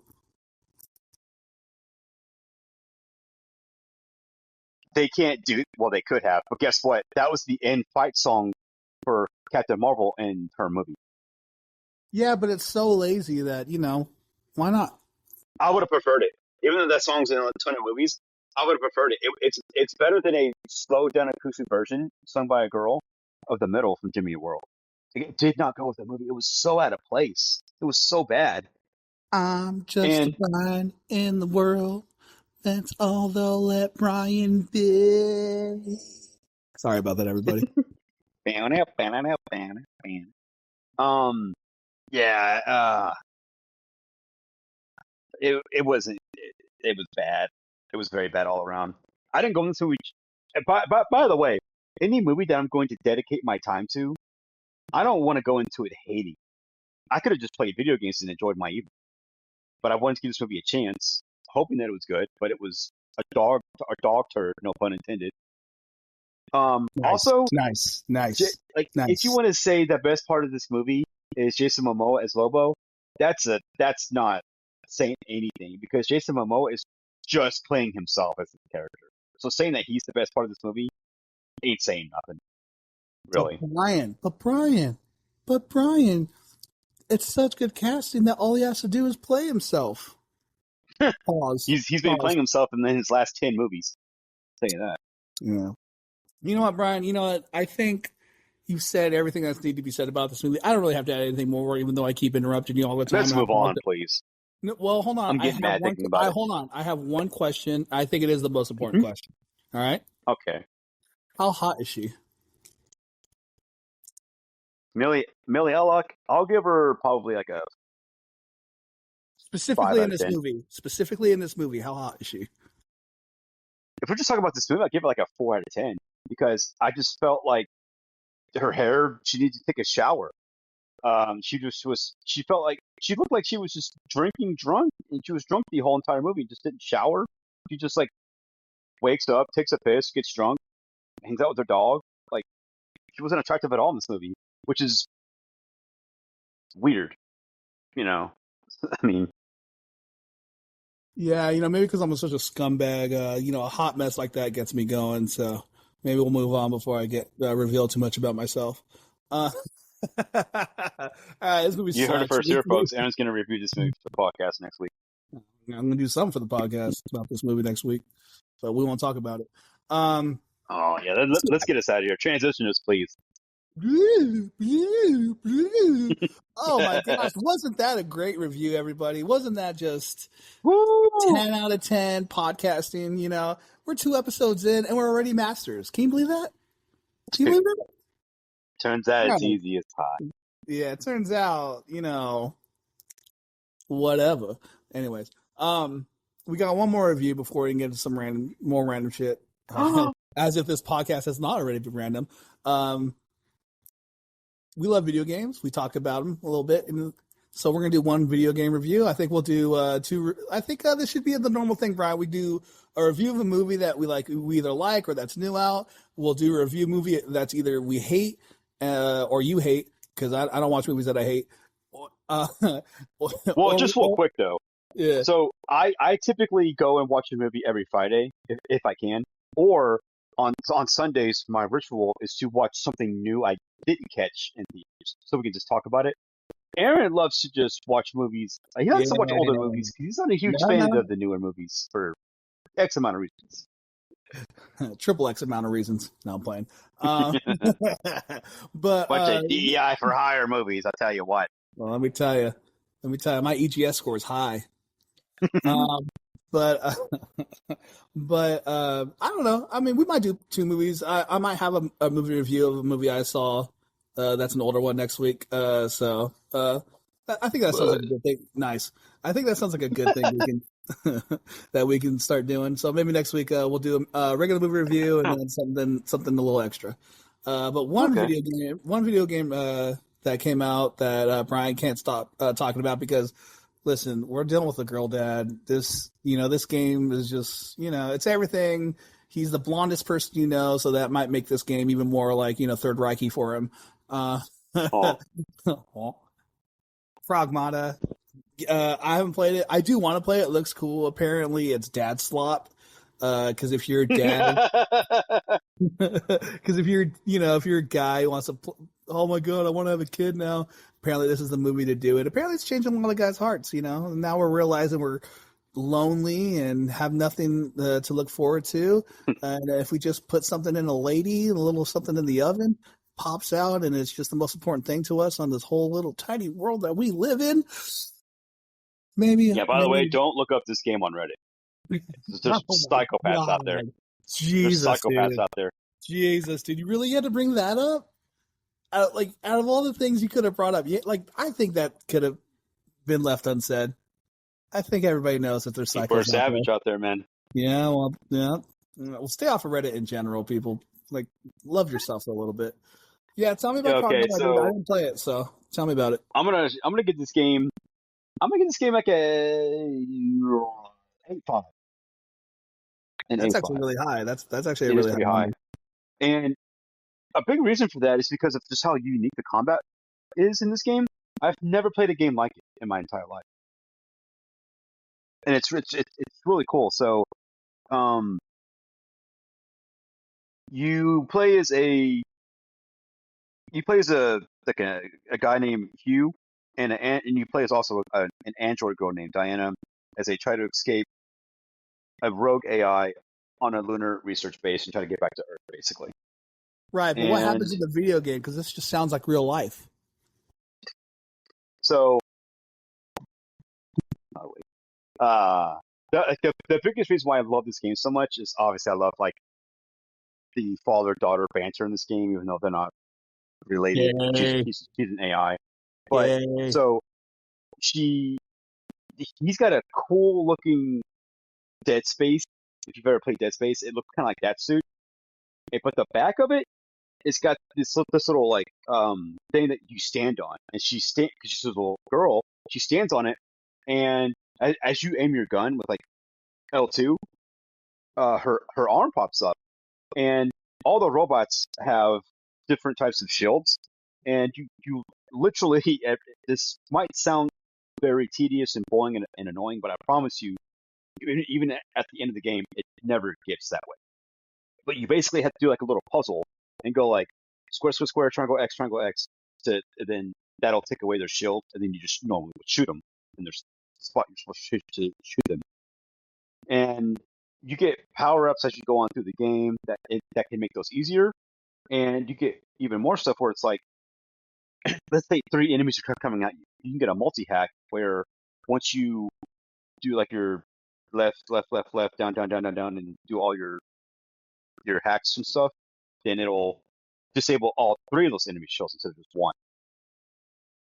And you get some really cool guns too. You get a shotgun, you get like a pulse rifle, charge rifle, machine gun, stuff like that. And you do have one main gun that is infinite ammo. Now, granted, Is it a you James got to gun? be. Oh, is it a James gun? Oh, We don't forgot about him. oh yeah. That's right. You can Sorry. either get a pistol and upgrade that, or like a machine gun and upgrade that one.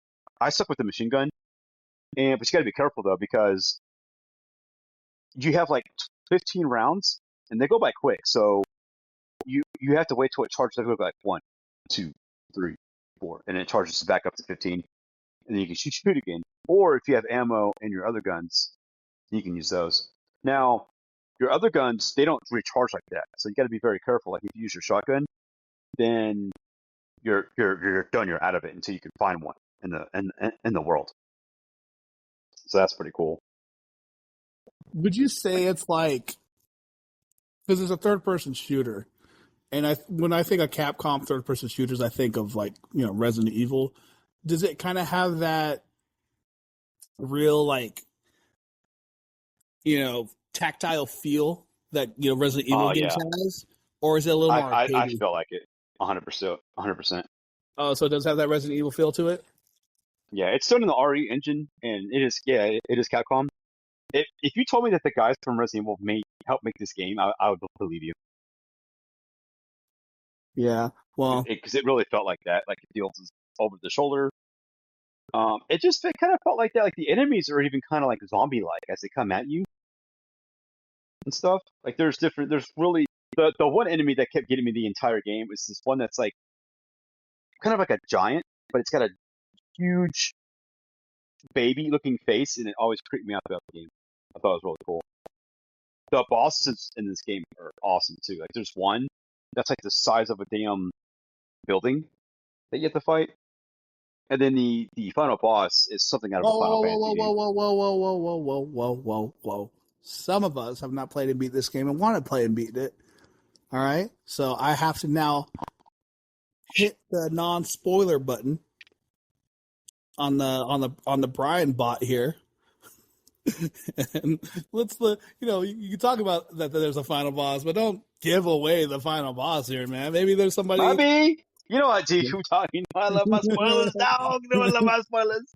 Yeah, we gotta spoil Okay, it well, now. just real quick though, and there's so many collectibles you can get around the world. Like that's like a really fun thing about this game is all the collectibles you can get, and to upgrade your character, there's this little robot in your main hub, and you can do these training missions. And there's like I want to say there's about 45 altogether by the end of the game, and you want to do those because each training mission has three different ability things you can get. You can either get like abilities for your gun, or you can get abilities for your hacks, or you can get abilities to maybe upgrade your suit. And like let's say there's a mission where you need to kill all the enemies within a time limit. If you can do that within the time limit and not get hit, for example, then you can get all three. So there's a sense of to get all those. Progression. You're talking about the sense of progression. Yeah. I think, okay, so I haven't really. Just one more thing. Well, I just want to ask one real quick, because I haven't really, other than the through osmosis, I haven't really looked up too much of this game. Is there, like, you're talking about like progression and all that? One thing I love in games is a skill tree. Is this game level up system like a skill tree, or is it more like a? Not really. No, it's more like, so you have these different hacks, and you can upgrade those hacks to make them more powerful or last longer. And your suit. Are you saying hacks or hacks? Yeah, because like HACKS. Because okay. I've been with saying, that little with the AI girl, you're basically hacking an enemy every time you aim with your gun. You have to hack them in order to shoot them. Okay. Dude, for like the last 5 minutes, you've been saying hacks. I've been imagining him putting on different little sombreros or hats that he put like a helmet, or like instead of a helmet or whatever. I was like, oh, you put different hats on. All right, cool, man. All right, I mean, so you can upgrade. You can upgrade his suit. You can upgrade the guns, and you can upgrade her and make her hacks more powerful and last longer. Basically, I will say you sent me some of the pictures of the couple of the armors you can get, dude. I don't know what it is going on with like Japanese designers on certain stuff, but holy crap, can he look super sick? Yeah, the Japanese are making the best game. We talked about this. We could talk about this maybe on the next podcast or so. But I think Capcom is the best video game studio out right now to date, by far, hands down. It's there's a good argument for that, and I mean, listen, we can talk about freaking anything. There's a list of things I want to talk about on the podcast that I haven't even showed you yet, but that's definitely on the list. Right on, man. So you get an A5. Real quick, without spoiling anything, I know you're like a story guy. How do you feel about this story without spoiling anything? Like, do you really, good. Yeah? Yeah, it's pretty good. I mean, for like a Capcom story, because I feel like Capcom, they make decent stories in games, but they're not super super deep. Like, not like a Sony game. I think this game has a perfect amount of story, but they put all of their eggs in the combat. If that makes sense. Yeah, if Capcom's really kind of masters of game feel, like just like how when your character moves, or like just how like hit stop happens or whatever, they're really masters of that. Story wise, yeah, Capcom, they can. I don't want to talk crap about Capcom. There's a couple more things I just want to talk about just real quick. Yeah, go ahead. As you are going throughout the world, you find these little things for Diana, and when you get back to your hub, you can unlock them for her. And so everything's kind of like AI. So because she doesn't know what anything is, she's been trapped in this lab forever. That's the only thing I'll say. And should that android slime? There's so I found this this little mini playground. And when you push the button, this AI thing pops up, and she can play on it. And she's like, "Hugh, what is this? This is so cool." And he's like, kind of sad, like, "Oh, you don't know what that is? That's a little playground that kids would play on normally." She goes, I don't know what this is. I've never had one." And you play with her on it. You can if you want. You can push a little button and play with it. And there's a cute little thing where you can play hide and seek with her, which I thought was fun. And just the last thing I'll say, there's save points all throughout the game that take you to your hub. Now, this is not a Souls-like game whatsoever. It's not a Souls-like. If you do go to your hub, though, before the game takes you to your hub after the end of the chapter, it will reset the enemies. It does that, which is I don't mind it. It's just extra XP, I guess. But you do got to be careful though if you're playing this game on normal or hard, because if you clear out an area and then go back to your base and come back, you're going to be there again. Well, Brian, I want to let you know how much I appreciate you making this the most dad podcast I've ever been a part of. Between Frozen and Bluey and Pragmata and all I'm this just going to other... name this episode the Dadcast. Oh, gosh. Yeah. So I also appreciate you reminding me how alone and meaningless my life is. That's also nice, too. So thank you for that. Well, it wasn't a piece of shit, you'd be married by now. Well, Brian, it's completely impossible. So, you know. All right. Well, good for you. Good for you. Oh, good for me. Yeah. Okay. All right. Well. All right. Good for Pragmata. Good for you. Let's move on to my favorite part of the podcast, random shit, spelled SHYT. Yay! Yay! And luckily in random shit, we only kind of have two things on the list, but I'm sure we'll figure out a way to put something else on here. We talked about last week, and now that the season is done, Game of Thrones Dragons Houses season 3. We can skip that if you want. Since we've been going off it's on the list. I don't care. If you want to skip it, we can. Give me one word. All right. One word. Flamin'. All right, so they're dragons. Yeah, no. When I think flamin', I think of a flamin'. No, I won't say the other word. Hot Cheetos, because you're a badass. Sure, we'll go with that. All right.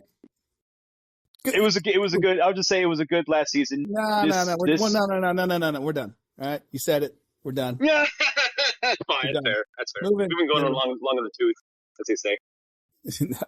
I don't know who they are, but they're dumb. Real quick, then GTA 6 on Netflix. How do I feel about that? How do you feel about that? I'll answer first. I don't give a shit about GTA 6. It can suck a dick. It's the most overrated game already of all time. I know people love it. I know I'm in the minority. GTA games have always played like crap. GTA games have always played like crap. Their stories have always been crap. It's just a cool game because you can run over a hooker and get your money back. So if they can show it on Netflix if they want. I don't care. Whatever. Netflix sucks too. Except they have Raw. Not like watching Raw. Other than that, that's how I feel about it. How do you feel about it, Brian? Let's talk about you and your feelings. Yay, my feeling. Yeah, I just real quick. Yeah, I just thought it was weird that they're getting exclusivity for like a day. I think it's either 7 hours or a day. I forget which one, but it's just weird that like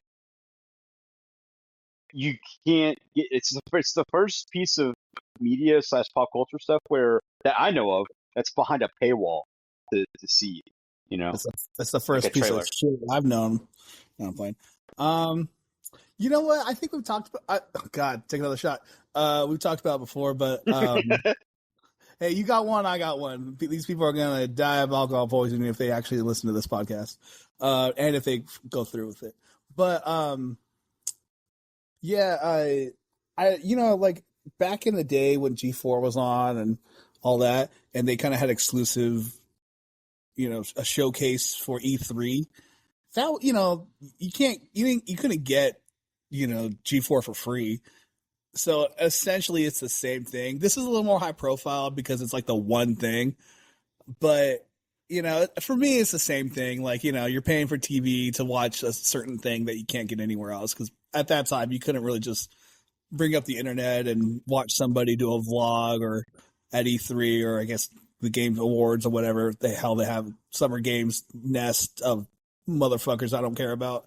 You know what I mean? So it's like, for me, it's the same thing. It's like people are making a big deal about it, but it's like, dude, just if you just don't have FOMO, I'm sorry, Brian. I know I'm calling you out, but if you just don't have FOMO like a homo.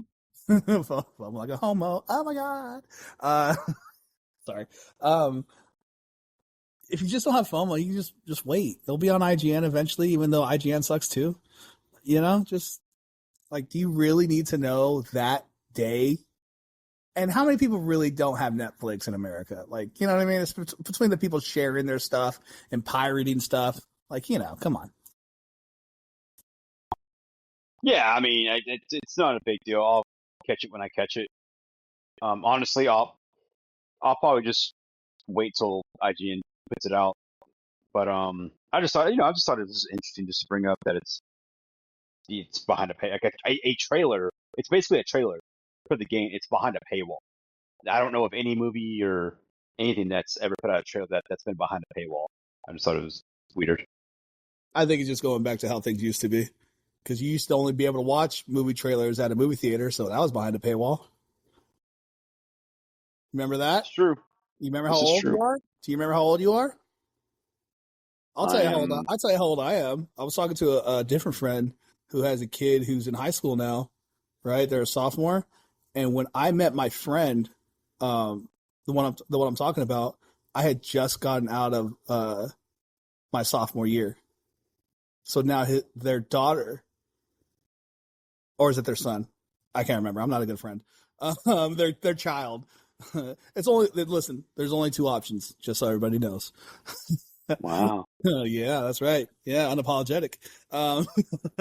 But yeah, their child's is a sophomore in high school now, and that's just like, how old we are, dude. We the only way to watch movies was either you waited a whole day for a movie to download on your dial-up. Mom, get out the phone. Mom, the meatloaf. Or you went to the movie theater to watch In a World. Call movie phone. Oh yeah, my God, jeez. But anyways, yeah. So I just think it's it's trying to fill premium, whatever. I've given GTA enough time in my life. All right, I'm ready to move on to. Oh, there's gonna be plenty of reviews for that game when it comes out. You have fun. I'm gonna go be playing Kazan for the 5th time. Anyways, all right, look at that. Oh my gosh, we're almost done with the podcast. If anybody is sticking around to now, oh my goodness, how much we appreciate you, your time and energy. I'm like Goku here, lifting up my hands and feeling the hate that you're giving me or the love that you're giving Brian. So, yeah. Well, since we're here, we got a little bit of a treat for those who listen to the podcast. We always love it if you would just send us some questions, send us like a review, anything we'd like to read out on. And this week we actually got. You trying to tell us we have a question? Well, since you ruined it, yes, we do have a question. It's from one of the guys from the host of the Nerds podcast, either Aaron or Jesse. Thank you guys for the question, Brian. Help me out because I don't have it written here. What is the question? What is your favorite fighting game? All right, Brian, I think you have a more definitive answer than I do. Do you want to start? Sure, I'll start. Man, it's a toughie because I'm gonna. Man, this is a toughie. By golly, geez, I can't believe Just say it's a toughie. Well, golly, I can't believe this is guy a knee slapper right here. This is a knee slapper. I tell you. Well, you know what, man? Now wait a cotton picking minute. Is that really a knee slapper? Whoa. Whoa. Listen, you're from the South, all right? Texas is not the South. Texas. Brian, shut up. So, go ahead. I'm going to answer this in 2 parts. You switch it up on me. Go ahead. I mean, I think overall, Tekken's probably my favorite fighting game just because, it's still concurrent and all this stuff, and Eddie's my main. But I'm going to go ahead and say Blaze Blue and probably Part 2, just because of the memories that we had with this game. Holy crap! You're thinking Blaze Blue? You're playing Blaze Blue Continuum Shift over Tekken? Because of the memories that we had of us, and then taking it to Anime Fest and stuff. Oh God, are we talking about that? Are we gonna bring that up real quick? Oh, I mean, it's all about the memories, brother. All right. I also love that game. It's not my pick, but I do love that game. So real quick story about this. So yeah, this is what, like 2009, 2010? Yeah, we were young warthogs. Oh yeah, back then. yep. Quit bringing up Disney stuff. I'm tired of it. Yeah, so like, we went to an anime convention. I think you might let it slip, but I'll try to stay coy. We went to an anime convention, and like they already had like a game room and all that other stuff, and but I don't know. I guess we thought we were cool. We brought our own PlayStation, and Yeah, we thought we were too cool for Anime Fest. oh, dude. Well, they charge you to go in, I think. So that's why we're like, screw Yeah, that. that was the thing. Is that Yeah. So yeah, screw that. Don't charge people Joke's to go on into the them. game rooms, guys. Don't charge people to go in the game rooms. Charge people snacks in the game room because people get thirsty and hungry and all that. But if like this is free for you guys. If you charge for like just the snacks and all the other stuff in the game room, people will buy that. All right, they'll get thirsty. They'll want their monsters and all that. Put that in the game room and let it be free. Let anybody play there. Put a little tournament on and Anime Fest, anime conventions, whatever you are, do that. All right, and thank me later. Yeah. So yeah, so we didn't want to do that. So we set up our own little thing, and you weren't supposed to. And I think I don't know if you remember that, Brad. You weren't supposed to do that. Come at me, bro. Well, I think I figured out why you're not supposed to do that. Because we set up that game. We had two games going. We had Soul Calibur 4. We'll get to that. And then we had Blaze Blue Continuum Shift. And I know I'm saying that name right because some guy tried to correct me, and we'll get to that too.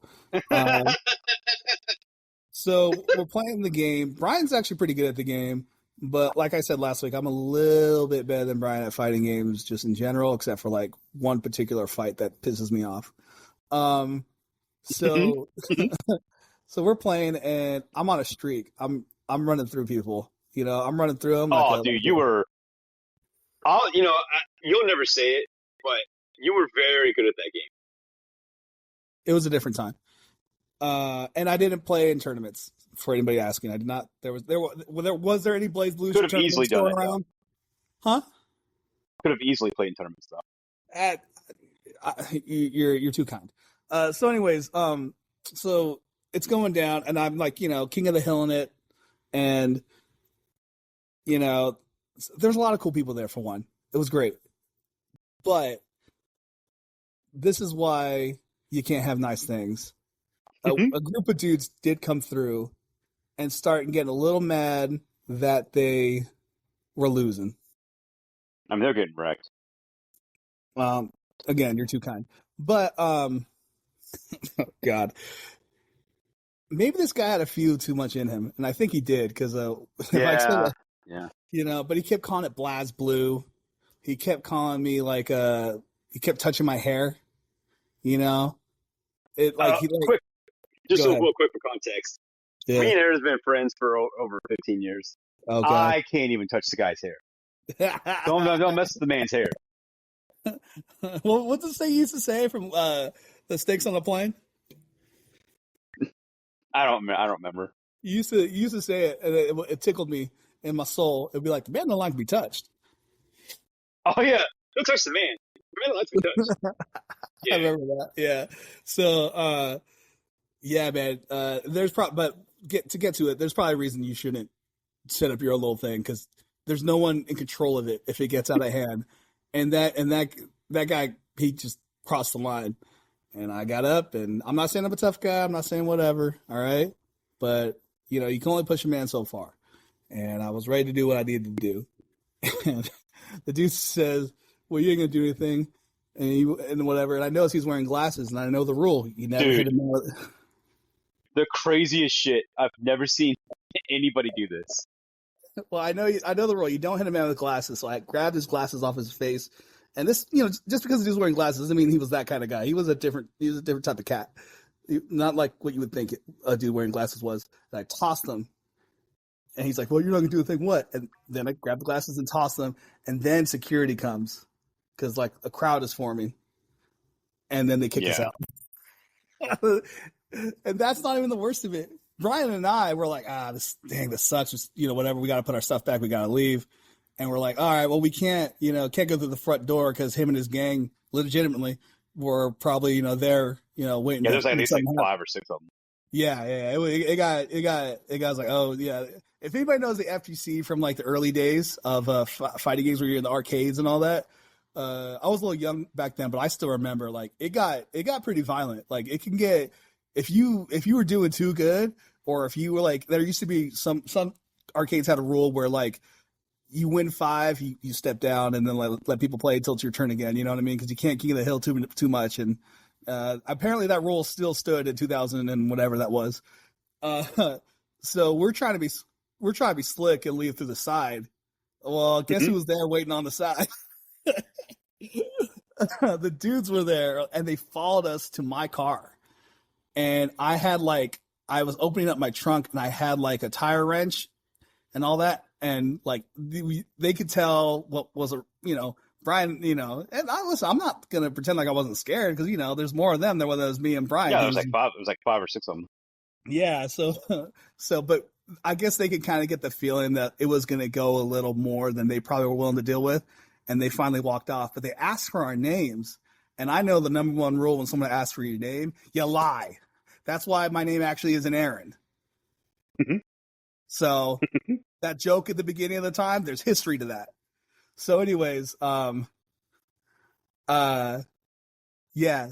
that's the BlazBlue story. Maybe I butchered this story. Did I leave anything out?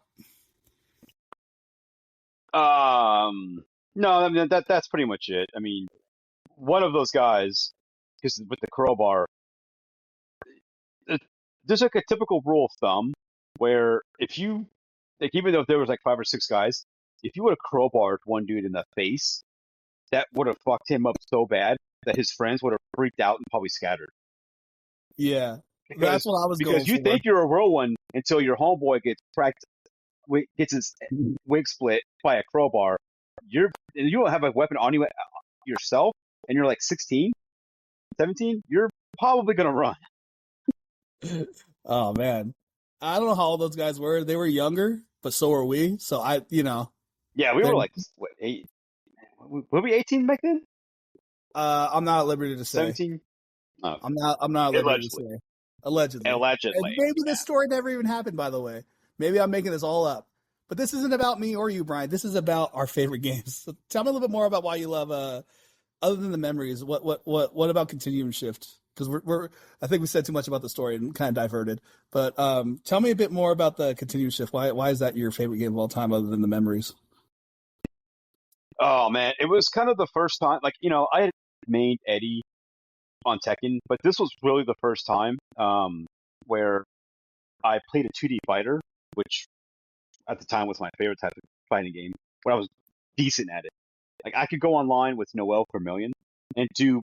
I'll probably lose like 8 matches, win 2, lose 5, win 1. But for that game, that was pretty good. And I loved that it was one of the first games I've ever played where it had like a actual story to it. Like it had a really big story mode actually. It was pretty deep. Like every single character had their own little story thing, like most fighting games do. But this one was more in depth because it was Japanese based. It was like an anime where not only did because like let's say you're playing Tekken or Street Fighter, they quote unquote with heavy quotes here have their own story, but it's more like you're just going through dude, going through dude, and then it's not really a story, If there's but one thing BlazBlue, if there's one thing I like doing, it's going through dudes. Let me tell you. facts. But BlazBlue, when you did the individual stories, they were really long because they had all the text and stuff. There were like little cutscenes and everything.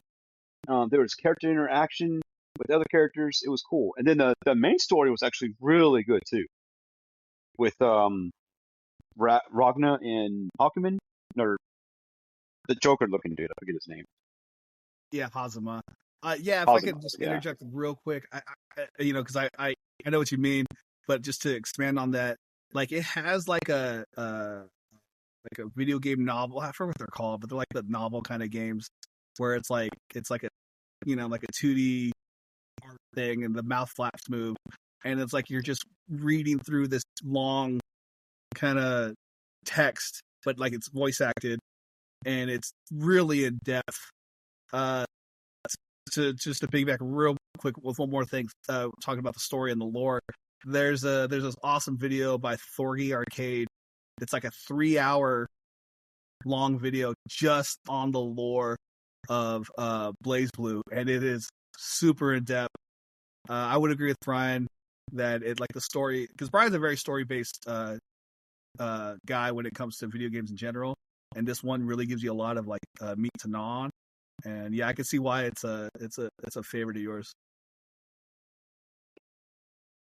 Yeah, and then Tekken became one of my favorites because it started to get to a point where even right now, 2026, take a shot. Every fighting game that comes out is a 2D fighter. Like, are people not just tired of 2D fighters coming out 24/7? Like, I do miss Soul Calibur, the Soul Caliburs with the weapons in the 3D, and I miss 3D fighters, and that's why Tekken is my second favorite, or probably now my favorite. I digress. Yeah. And I real quick, I'll get to mine, but because I really did want to talk about that real quick, and I know it's just one question about what's your favorite fighting game, and we're going on for another 30 minutes, so I apologize. But one thing about that is like, yeah, when we were growing up, we at least had like Bloody Roar. I know Dead or Alive came back with Dead or Alive 6 last round, but that didn't quite hit like I think they wanted it to, mostly because they didn't do what they should have done and added freaking crossplay and rollback netcode, because that's what you need in 2026. Take a shot. But there was like Bloody Roar, there was Soul Calibur, there was Dead or Alive. I know Virtua Fighter's coming back too, but it's like I think probably the reason. Oh, there was like a Naruto Clash of Ninja. That's another 80. Yeah, those are sick. I could do a whole podcast on that, but I won't. Yes, I just think it's easier to make 2D games. I think they cracked the code on that. I still, for some reason, doesn't seem like they cracked the code on 3D fighters. To me, I think there's still more to go to. We'll see what Virtua Fighter does. This will be interesting. Cool. Do you mind if I go to mine? Oh, 100%. All right. Well, I was hinted at a little bit before. My favorite fighting game series is Soul Calibur. But that's not the question. The question is, what's your favorite fighting game, period. But if I may really elaborate, most people would say that their favorite game is some sort of Dark Souls or Halo or Call of Duty or whatever. My actual favorite series of games in general is Soul Calibur, and I was going back and forth on this, which one is my favorite of the Soul Caliburs. And I think after thinking long and hard about it, pause. Is the original Soul Calibur from 1998 on the Dreamcast, and it was between that or Soul Calibur 2. I do generally like all the other ones, even 3 and 4, and 5. Can you believe it? But those who know. But Soul Calibur 1, in my mind, is one of those games that changed video games in general. It did a couple things. It was the first fighting game where the home version was superior to the arcade version. That might not seem like a big deal now, but back then, you go to the arcade, you got the best looking version of that game. You played Mortal Kombat in the arcade, and then you played Mortal Kombat at home. It wasn't the same. Same with Tekken, same with all these other games. But Soul Calibur, you look at that game, it's like, wow, graphics can be this good. This is on the Dreamcast, mind you. So little what's the word I'm looking for? Archaic now, yeah. But then wow, the hair moves. There's jiggle physics. There's clashing, 8-way run. All that was crazy. And then not only that, I think it's the best reviewed fighting game of all time, and it's one of the only fighting games, maybe the only fighting game to win Game of the Year. That's true. Sure. Yeah. Look at the is it not the Metacritic score, but the overall score. I think it's a 98. So it's wow. Yeah. And it's it just did so many good things. Like I said, 8-way run.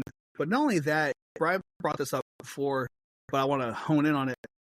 It's the only 3D weapon-based fighter. The only one. That's crazy to think.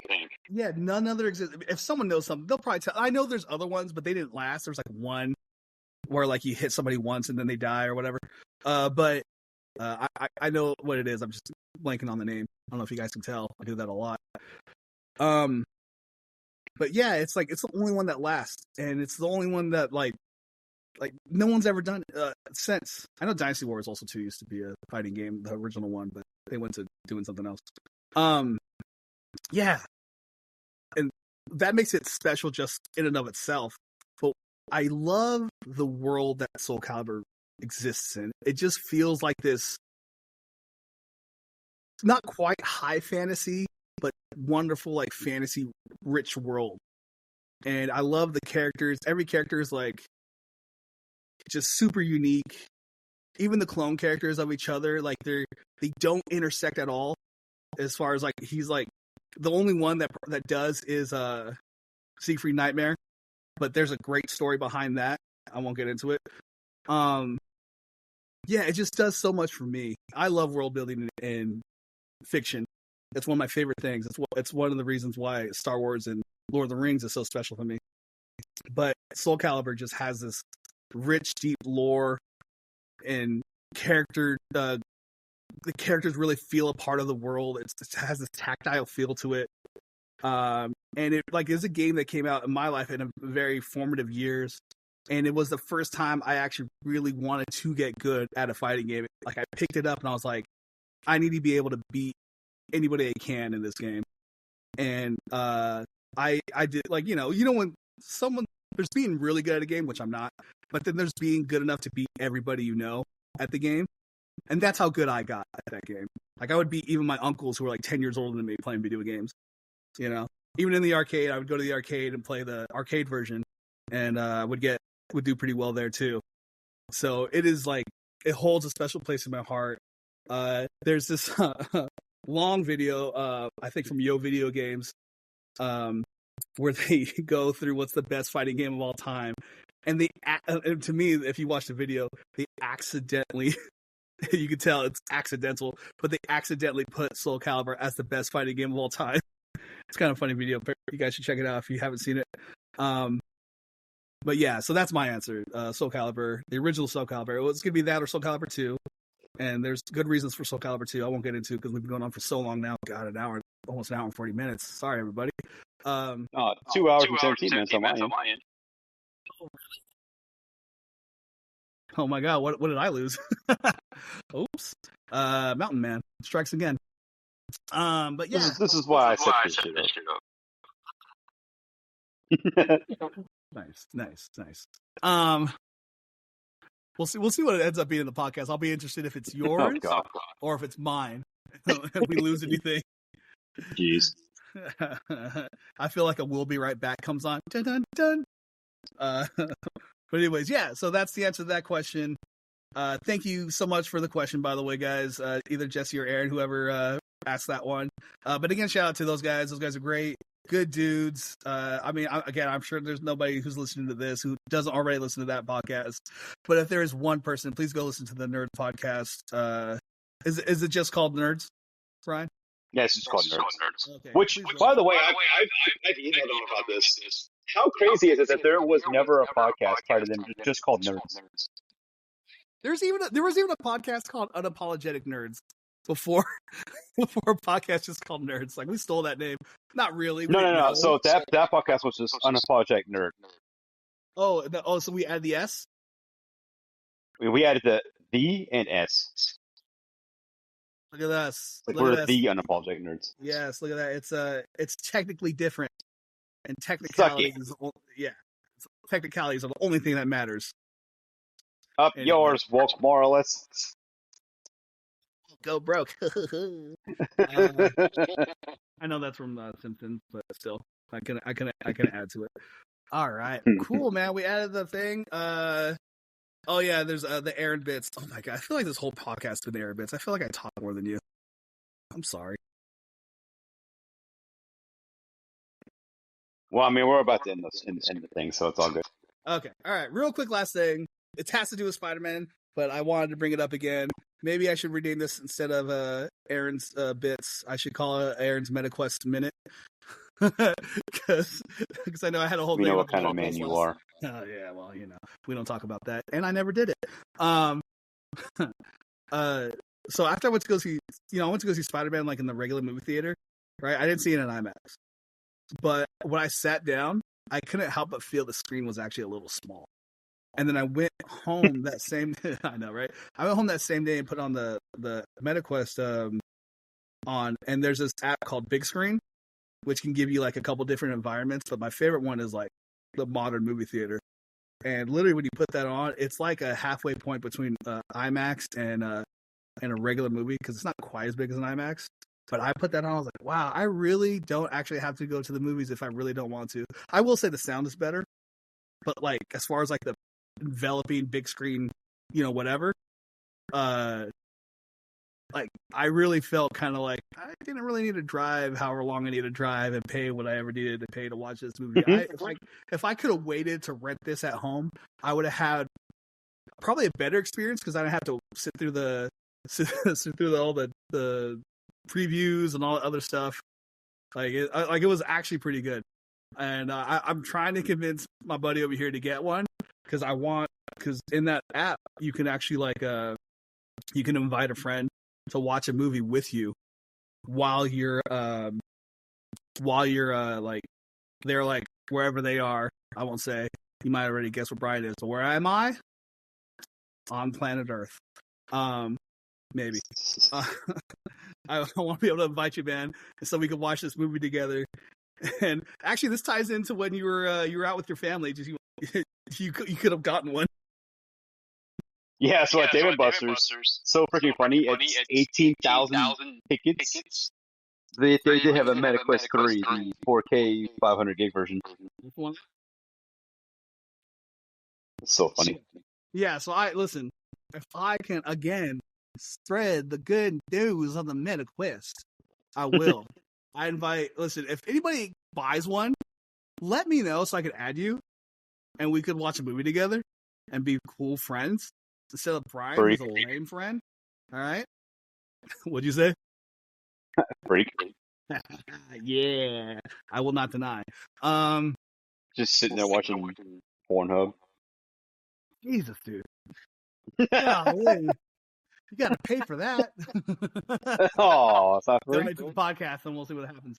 Now, thanks, Greg Abbott. I don't know who that is. Don't say who it is, because I don't care.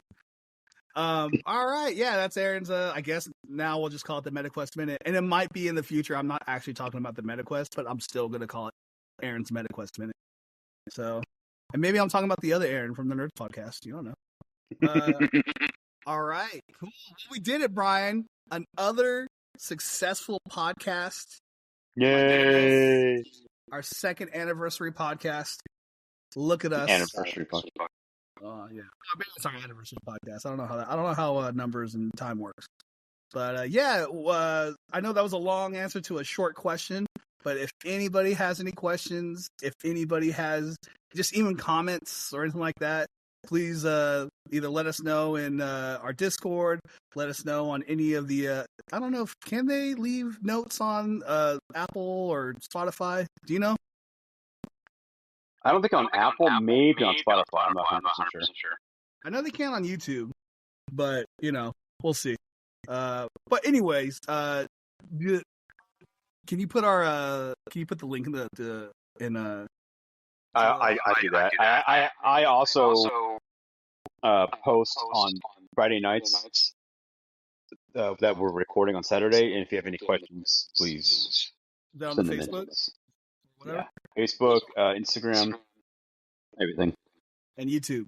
Yes, add us on YouTube, because you can leave. You can, if you'd like. I think you can send comments and all that there too if you want to join the community.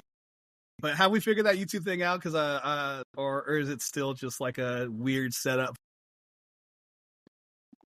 I haven't tried messing with it now that we're on Apple. You'll have to do everything, Brian. The answer is yes. No, I'm playing. I'm sorry. Piece of shit. Something mean. and I'm going to take the time to apologize. You are my friend, Yeah. and I hate you. All right. Again, thank you everybody for listening. Thank you to the nerds again for inspiring us. Shout out to Mems Beats, who will be eventually making our intro. And yeah, everybody have a great week, have a great life, and maybe have a great time. Have a week. Have a week.